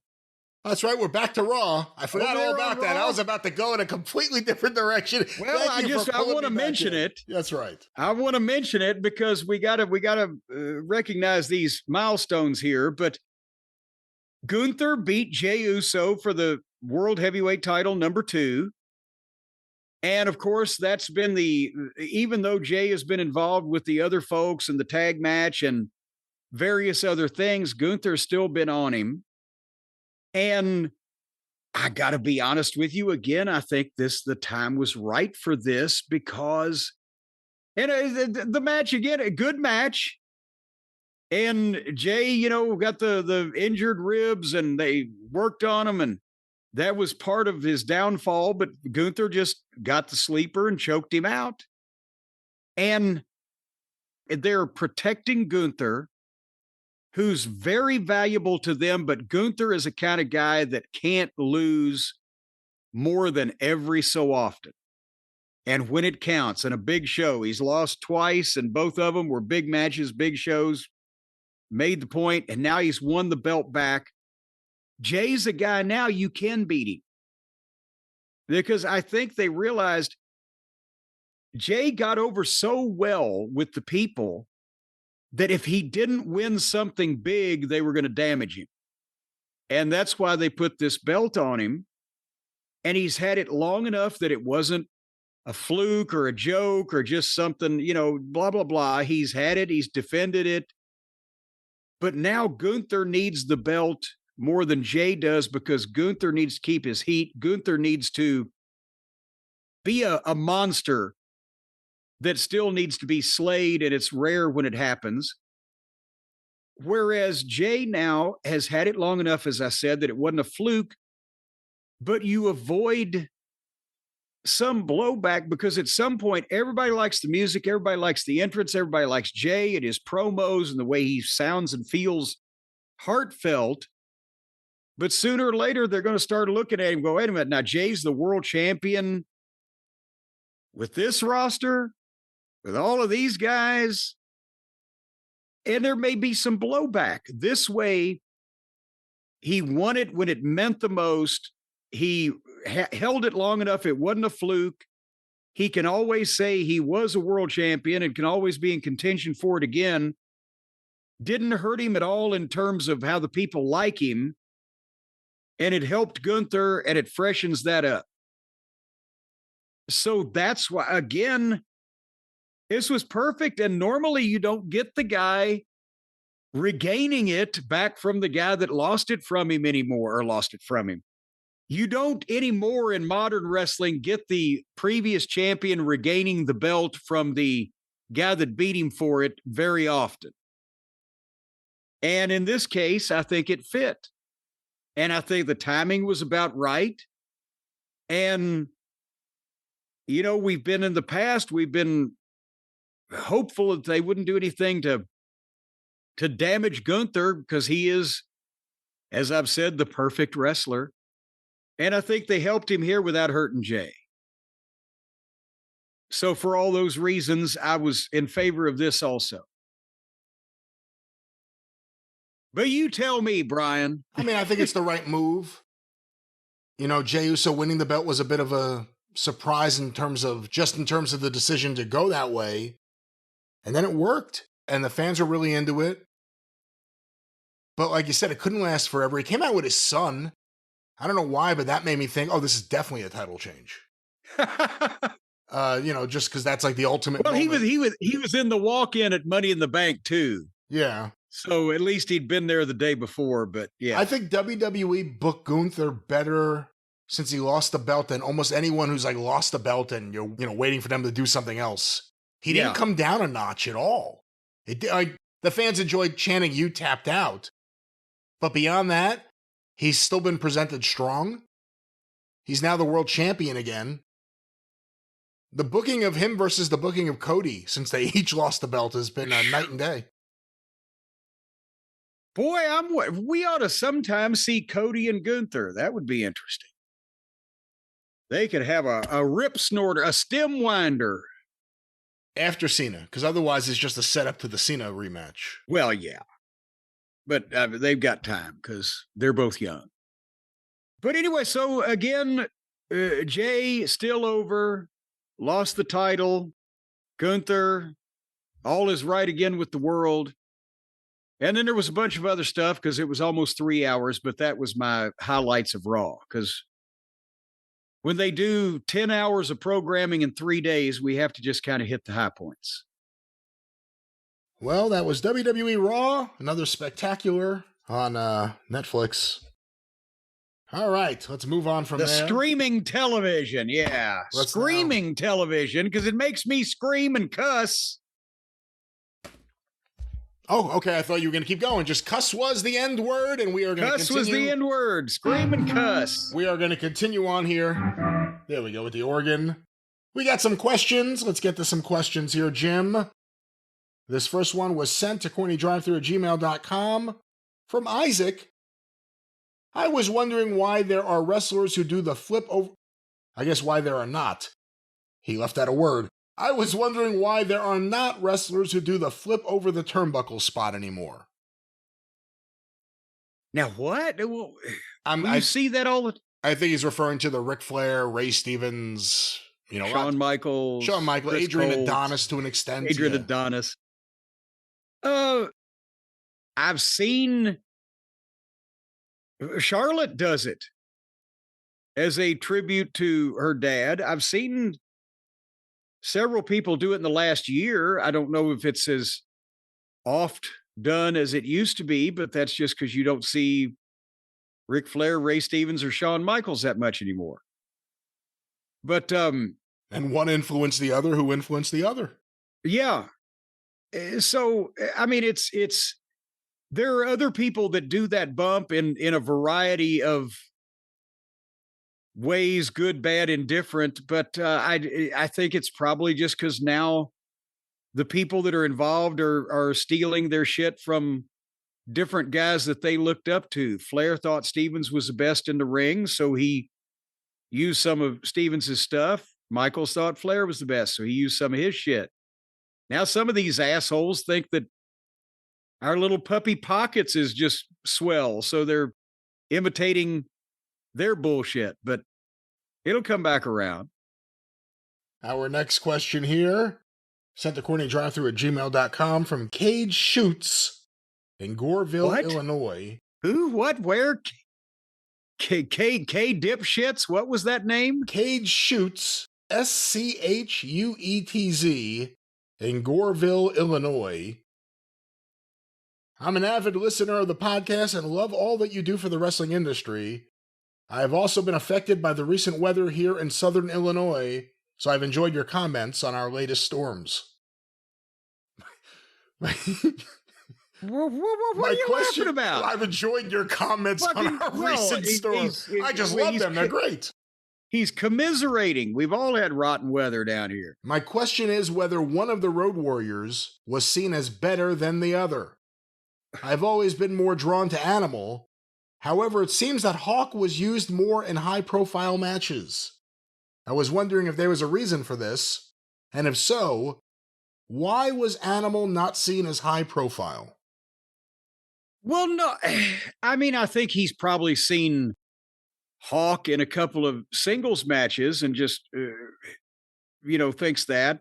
As I recall, they were sparingly used in singles matches, and the biggest high-profile matches I can think of was in the '86 Great American Bash. Dusty's idea was to have a different challenger for Flair every night, but that would have been, what was it, 14 spots, and he only had like 8 baby faces. So Ricky Morton got a couple, but Hawk got one. Robert Gibson got one against Flair in Fayetteville.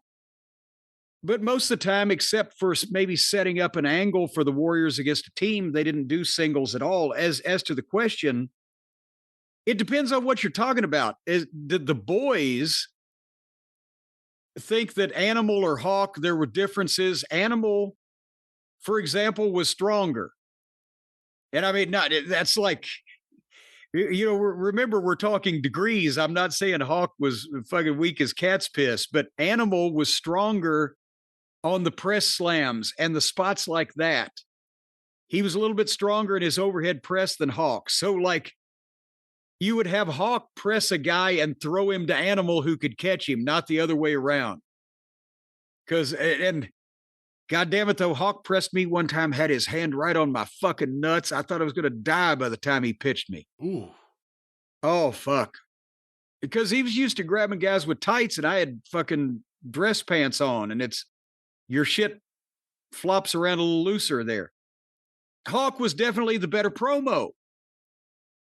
Whereas, Animal was good, but he always tell him, Hawk. Hawk was the more personality-filled promo. Psychology, selling-wise, sometimes Animal, even though he was the bigger guy, sold a little bit better than Hawk. So these were just, it wasn't like either one of them was seen by the general fans as much more talented or over or qualified or whatever as the other. The fans saw him as a duo. The boys, when we'd work with them, it depended on what you wanted to do as to which one you called it with, based on their strengths and or weaknesses in the ring. And Bobby liked to do certain spots better with Hawk than he did with Animal, because Hawk, just his work and his style was more complementary to that type of thing. Animal was the bigger power guy. Hawk did the clothesline off the top. Animal lifted the fucking guy. So just that kind of difference, but not that I don't think so the fans ever noticed. All right, well, let's go to our next question here. This one was sent to CornyDriveThru@gmail.com. This one is from No Name Attached. Jim, when fans meet wrestlers at conventions, I assume and expect the wrestlers would like to be called by their wrestling name and persona. If a fan sees a wrestler at the airport, restaurant, or any non-wrestling related event and approaches them, would the wrestler prefer to be addressed by their wrestling name or their real name? What is the proper protocol? I think the wrestler, in most cases in the airports and things, would prefer to be left alone. No, the wrestling name no, you look like a stalker if you go up to Abdullah the Butcher and go, "Hi, Larry." Who the fuck are you? Unless you are a relative or a personal friend outside the wrestling industry of a guy, don't ever call him by their real name. I mean, I've said this before. It's bad enough that the guys in the locker room call each other by their real names now, so that you never know who they're talking about.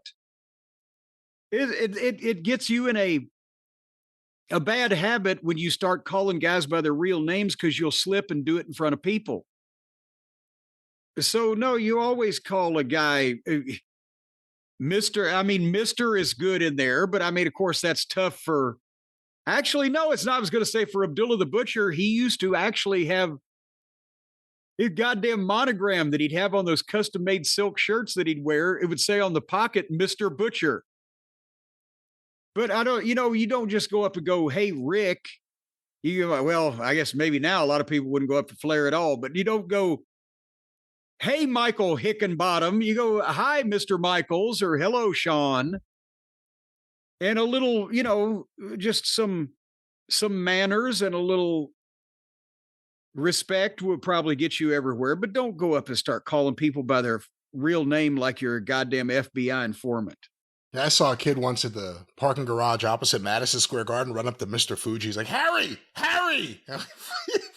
Fuji just looked bemused. Like, he didn't even respond or kind of pay attention, but he just chuckled to himself. Yeah, see, that's, then they're just trying to be an asshole. I know something I'm not supposed to know. I know what your name is. Good. Maybe you can figure out who your father is after that. All right, Jim, let's go to our next question here. This was sent to CornyDriveThru@gmail.com from David. Do you think this version of John Cena is that of Johnny Valentine? Working really slow and methodical, and it picks up towards the end? Yes, his age and acting plays a role in his limitations in the ring, but since he's a student of wrestling, you think he watched some Valentine matches and said that could work for me? There is absolutely no resemblance whatsoever between the style in ring of Johnny Valentine and John Cena. And Valentine may not have done a lot, but there was no element of we're going to lighten up on the blows here and there's going to be plenty of daylight and, let's take some gingerly bumps because we don't want to get hurt. No, I mean, there's no comparison at all in the styles. And a lot of people haven't seen enough Johnny Valentine. They've heard the name, but to really even illustrate it. But no, John, and again, you can't blame him. He wasn't the greatest in-ring performer that ever stepped foot on the planet in his younger days, but he was athletic and could bump and could move around. But now he's 50 and he's a movie star and he's got 18 matches left and he ain't goddamn going through a lot of fucking furniture, I guarantee you. But that doesn't mean that he's doing what Johnny Valentine did, which was a completely different style of match where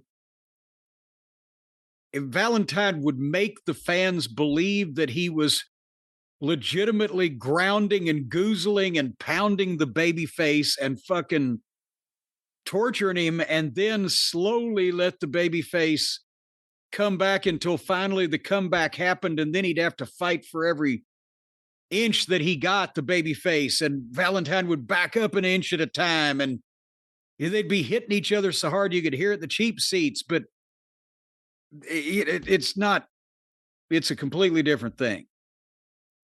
And here's something I just thought of, though. Brian, I know we've been saying 50-50. How old is John Cena legitimately? Is it 49, 48, 51? Where's he at in there? John Cena is 48. Okay, how old was Johnny Valentine in 1975 when the plane crash happened, where he was the top heel in the Carolina territory, working every night against Wahoo McDaniel and Tim Woods and all the rest of those fucking guys? He was born in 28. So he was 47. Yeah, you could still run into Valentine with a small fucking rental vehicle when he was 47 and he wouldn't have sold it. So it's a completely different style. All right, we got another question here. This one was sent to CornyDriveThru@gmail.com by Barry. Been a wrestling fan since I watched Ray Morgan on my black and white TV with rabbit ears call matches of the likes of Argentina Apollo and the Flying Kangaroo Brothers from ringside. Over the years... Actually, they were from Australia, but... Well, they weren't brothers either, right?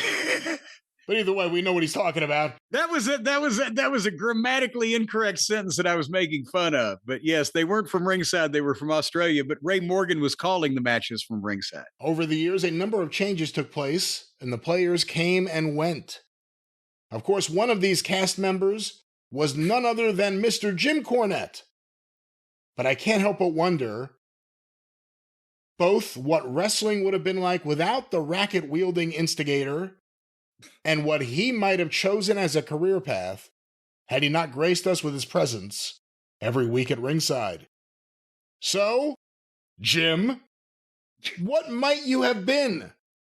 Would you have opted to be a double knot spy like Jethro Bodine? Or would you have been more comfortable holding one of the many jobs of Walter Mitty?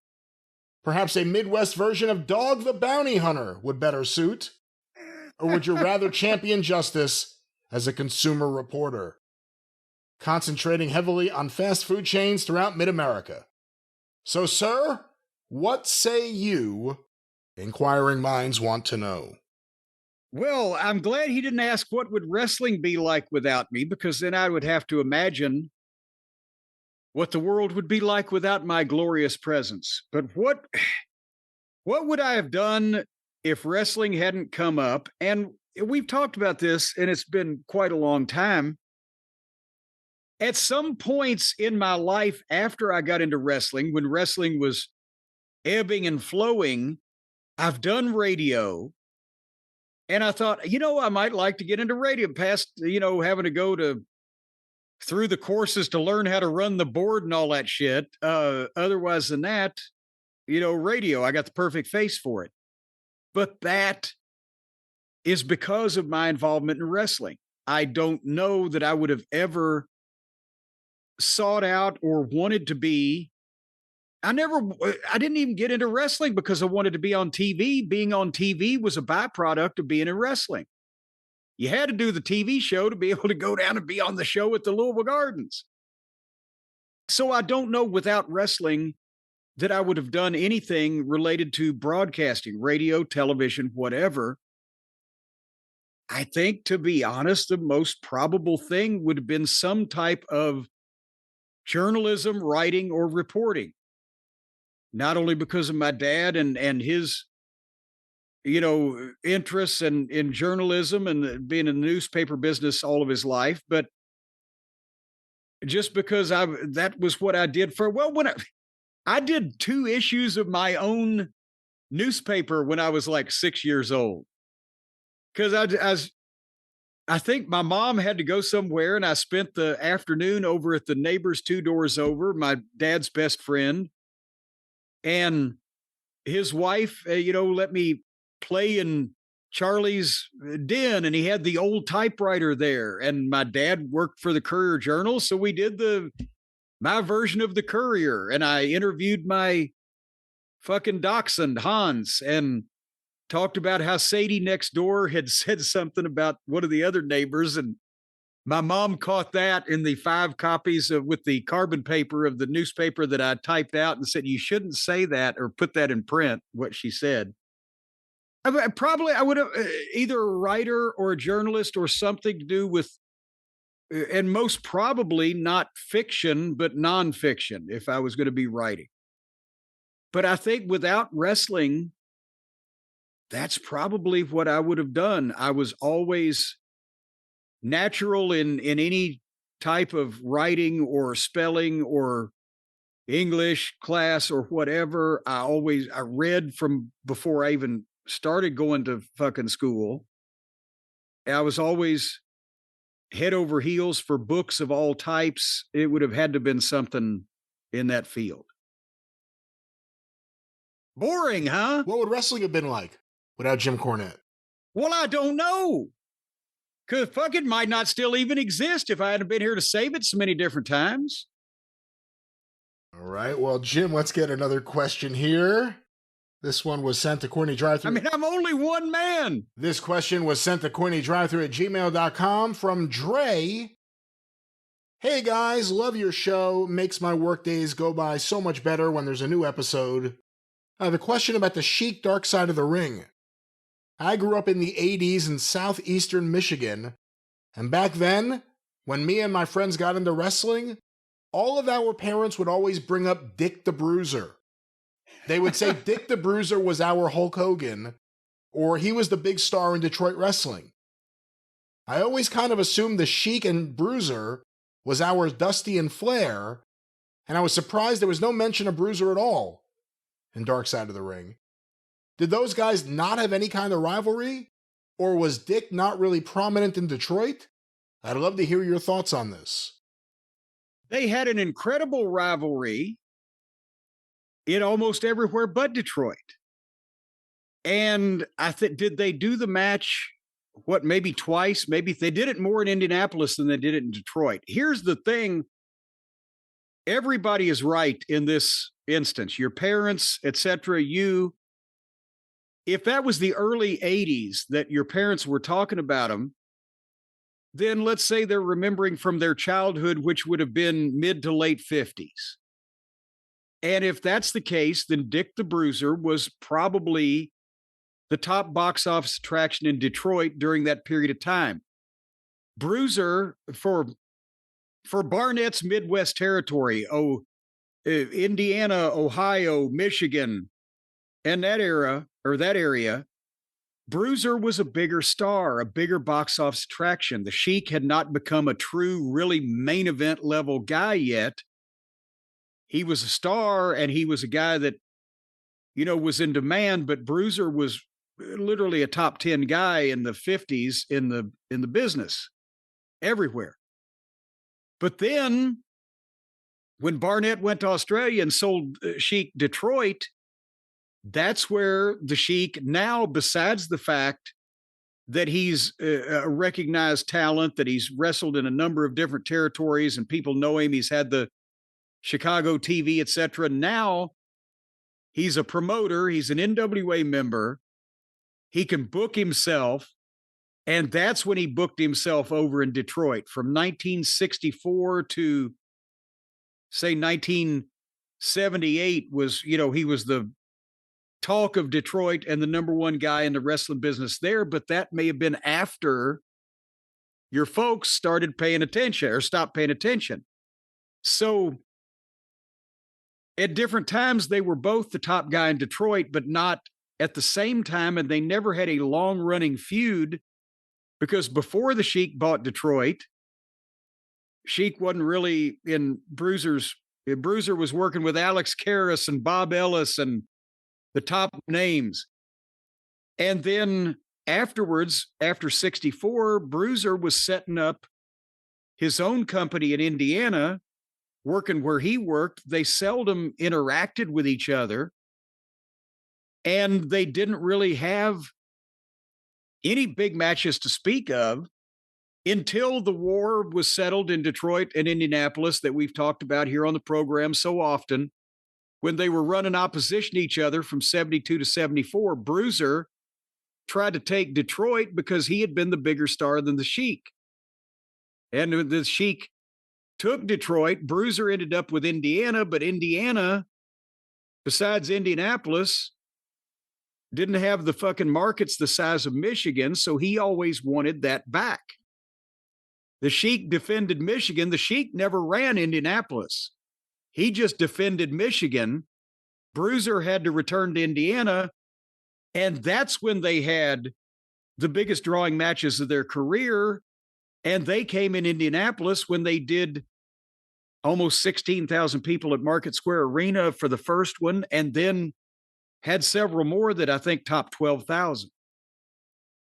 But there was never any big Bruiser versus Sheik program in Detroit, and I think they only did one or two of the matches after they settled the issue because Detroit really didn't need the help for the Sheik because he won. So Bruiser got a chance to draw a couple of sellouts in Indianapolis because the Sheik hadn't been there in years. Does that answer the question? What do you think would have happened if Bruiser won?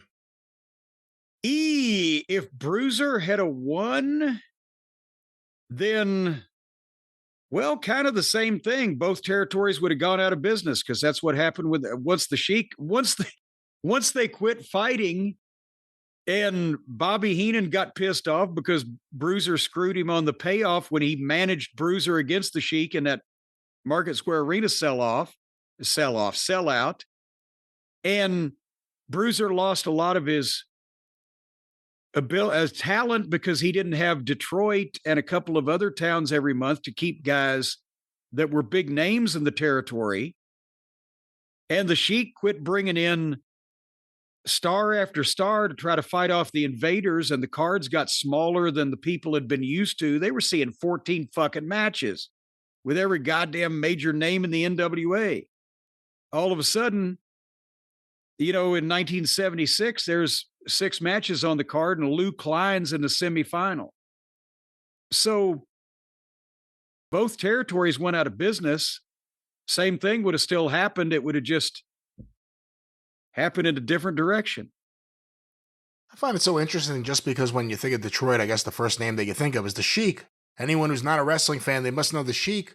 You never think of the fact that they would bring up Dick the Bruiser first. Well, again, but 40 years ago, if a 40-year-old person is remembering from their teenage years, they'd think about Bruiser before they'd think about Sheik. And see, that's the thing, is depending on my God, there's a helicopter going over. Can you hear? I hear something. I hear something. Roaring. I thought you were playing the organ. No, it's some fucking thing flying over in the sky. Depending on where you are and what your age group is, you would remember different major wrestlers. And when I was a kid, my cousins, Larry and Richard, when I'd go up to Aunt Lola's and watch wrestling, it was the Sheik show. But when they were kids, because they were born in the late 40s, so they were remembering the Barnett Cincinnati Gardens days. And they would think about Haystacks Calhoun and Hans Schmidt and, the guys like that, because that was their frame of reference when they were cognizant of what was going on. Even though they weren't wrestling fans, those were the major names, and Dick the Bruiser. So it just depends on not only what part of the country you were from, but what age group you were. You bring up Haystacks Calhoun. Of course, there was Haystacks Muldoon also. And it's kind of crazy. You think of the Pfeffer people. You don't always think of them as working like the big shows. But no, this guy was like everywhere the Haystacks Calhoun was for a while. Where do you stand on the debate, Haystack versus Haystacks? I always liked Haystacks because it sounded better. And I think that's what it kind of morphed into, because first it was Country Boy Calhoun, and then it was Haystack Calhoun, and then a lot of people started doing Haystacks, because what the boys called him, behind his back they called him a variety of things, but what he was called in the locker room was Stacks. So a lot of times the promoters and the boys, they ran with that, and it became the terminology, and that's where that came from. He got pluralized. But technically, I guess it should be just a single haystack. It should be a single haystack, because he was only a single giant round mound of shit. Was Haystacks like a common thing for lack of a better term, fat country boys? Or was it it wasn't invented as a name for someone, for him, was it? No, it wasn't unheard of. It wasn't, like everybody was called Haystack, but it wasn't unheard of. But that was because Country Boy Calhoun was just kind of generic. And so then they came up with Haystack Calhoun. But, and again, his business kind of got exposed when the McGuire twins came along.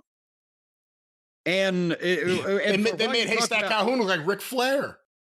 Well, yeah, and you talked about Haystack Muldoon, but also remember Man Mountain Mike? It was when Haystack Calhoun was getting a little up there in years, and I guess he quit probably around 78, 79. I saw him live in 77 for the only time.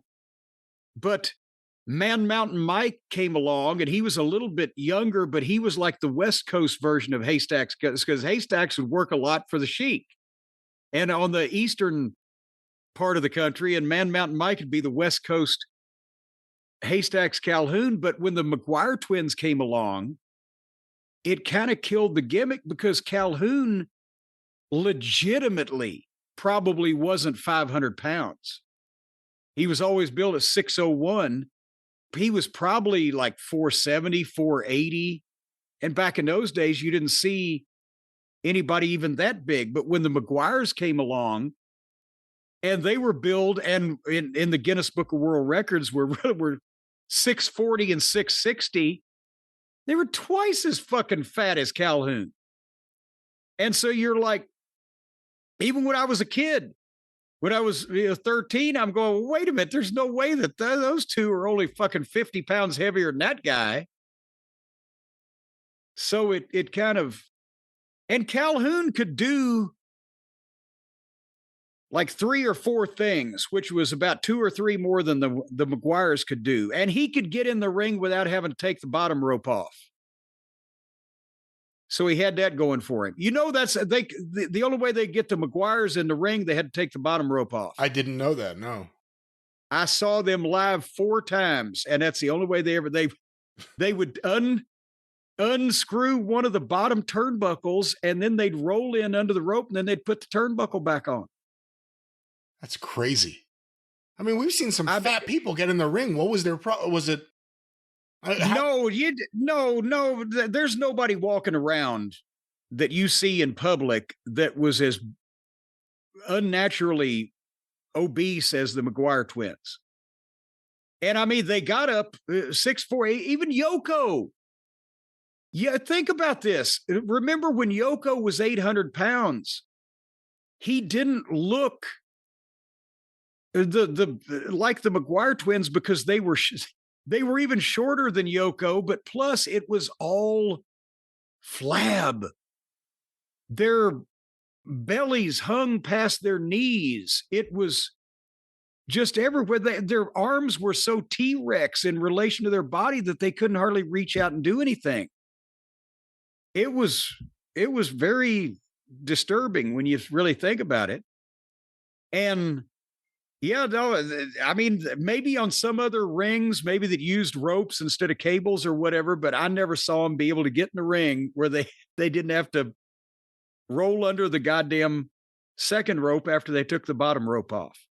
Because they started at 640 and 660, but they got up in the Guinness World Record book to, I believe, like 740 and 760 before the one had the surgery. One died young and one had the surgery.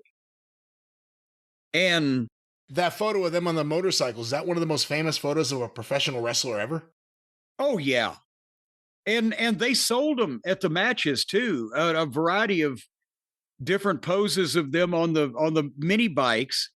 But that was kind of the early version of, and I mean, this is morbid to say this, but the motorized wheelchairs and the scooters they've got now for the fat people at Walmart. It was a gimmick they did that they rode the motorbikes or the mini bikes for publicity, but also they couldn't walk very far. So in a lot of cases, they had to ride them to get around anyway. And then when they were traveling the territories, they had a car that was customized where I believe they took the front bench seat out and extended the pedals and the steering wheel somewhat where they could sit in the back seat and still operate it. But a lot of times they'd have to get rides with guys in vans or whatever. And when they went to Japan, where they were just, the people went crazy over them seeing these. Oh my God, look at these giant Americans. Orca. Yeah. But it was traveling was hard on them. And then they married twin sisters that weighed 100 pounds apiece. See, that's a gimmick. Come on. I mean, how could that happen? Well, I mean, it's not like they were making millions of dollars. I don't know how they would have talked these girls into going along with that gimmick, but it actually happened. They were from North Carolina. They're very nice boys, very good old country boys, but boy, howdy. When we circle back to Country Boy Calhoun to end this, where does Haystack Calhoun or Haystacks Calhoun rank for you on the list of all-time wrestling names? It's one of the classics. You've got Gorilla Monsoon, Bobo Brazil, Haystack Calhoun. Those names resonated with people when they saw them in newspaper ads or when they heard them on television or saw them on a poster. You can remember names like that, and they were around so long, they built up such a fan base that, those were classic names. That's why I always say the name test is more than just a gimmick. If you don't have the right name in any kind of show business, much less wrestling, then that can affect, your career. If you've got a name that resonates with people, they remember, they get a kick out of, whatever, that can help you. And Killer Kowalski, They're fucking talking about Killer Kowalski on a Seinfeld episode from 1997 because of the name. And his move and the stomach claw. Yeah, and the stomach claw. But you would remember if, oh gosh, I remember Lorenzo Parenti had that wonderful move. It's not the same thing. All right. Well, with that, the drive-thru is closed. Have we passed the name test? That's one of the tests we have passed. That's another one. There's another one. Of course, we'll be back with more. Send in your songs. We'd like to play some new songs. We'd also like to receive some. Send in your song parodies. Yeah, people get mad when we don't play a song, but they don't know that we didn't get any. Play some songs. We need new ones. No AI. Send in original stuff about the show, about the universe of the show, the universe of Jim. CornyDriveThru@gmail.com. Your questions. The magnitude of me. The magnitude of me. He is here. He has arrived. We will arrive in a few days on The Experience. And of course, next week here on The Drive-Thru. The Drive-Thru is brought to you by the law office of Stephen P. New, 877-50-STEVE. I hear some music, but here's someone to tell you about that music right now. Jim. Yes. What is that music? That music, I don't know whether it's happened or it's about to be put in or whatever. I didn't need the transition, but somehow I decided to. You did it anyway. You may want to sue.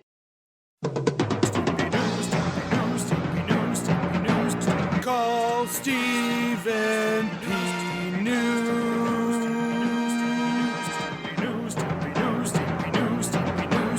If you need to sue.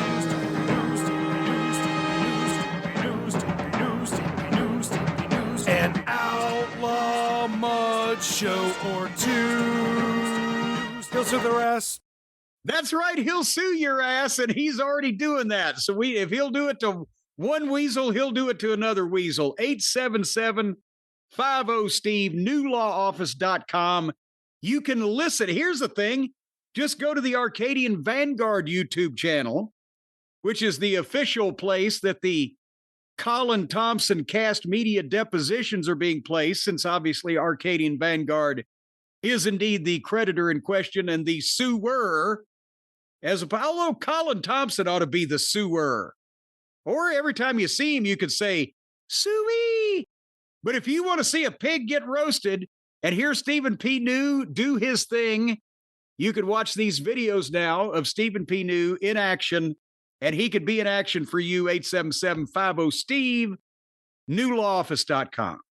That's right. Get even with Stephen, newlawoffice.com. Cast media updates on The Experience. And like Jim said, go to the Arcadian Vanguard video channel on YouTube to check out live to tape deposition footage. He ain't live anymore because Stephen done killed him. Holy mackerel. Read the comments, folks. Read the comments about people and what they think of Colin Thompson and the way he comports himself, his deportment, and what Stephen P. New does when he runs him through the shredder. That's right, the official Arcadian Vanguard YouTube channel. Of course, Cornette's Collectibles at JimCornette.com. What are we saying, Jim? Well, as we mentioned at the top of the program, our sympathies and condolences out to Hotchkiss Featherbottom and his family, and we are expecting that we will be shipping again starting the weekend of the, 20th and 21st, thereabouts. So you can order now or you can wait till then, but we're going to pick it up one way or the other. At JimCornette.com. Of course, if you want a drive-through t-shirt or some other shirts with Travis Heckel artwork, ArcadianVanguard.com, or check out the shop app. Look for Arcadian Vanguard, look for Jim Cornette. It'll come right up. Get those shirts, support the show. There's a lot of legal bills. Support the show. ArcadianVanguard.com. And then we'll let everybody know when the Weasel runs his fundraiser. That's right. Of course, patreon.com/Cornette, $5 a month gets you access to the archive going back to the beginning in 2013. Patreon.com/Cornette, the official Jim Cornette YouTube channel. Go to YouTube and search for Jim Cornette. It'll come right up. Full episodes, clips of episodes, omnibus collections, and so much more. The official Jim Cornette YouTube channel, all with Travis Heckel artwork. the official Jim Cornette YouTube channel. I think that's it. Listen to the wrestling news each and every day wherever you find your favorite podcast. But that's about it. Until next time, I'm screaming again. Until next time, and on the Experience in a few days for Jim Cornette, I'm the great Brian Last. Tally ho! Oh!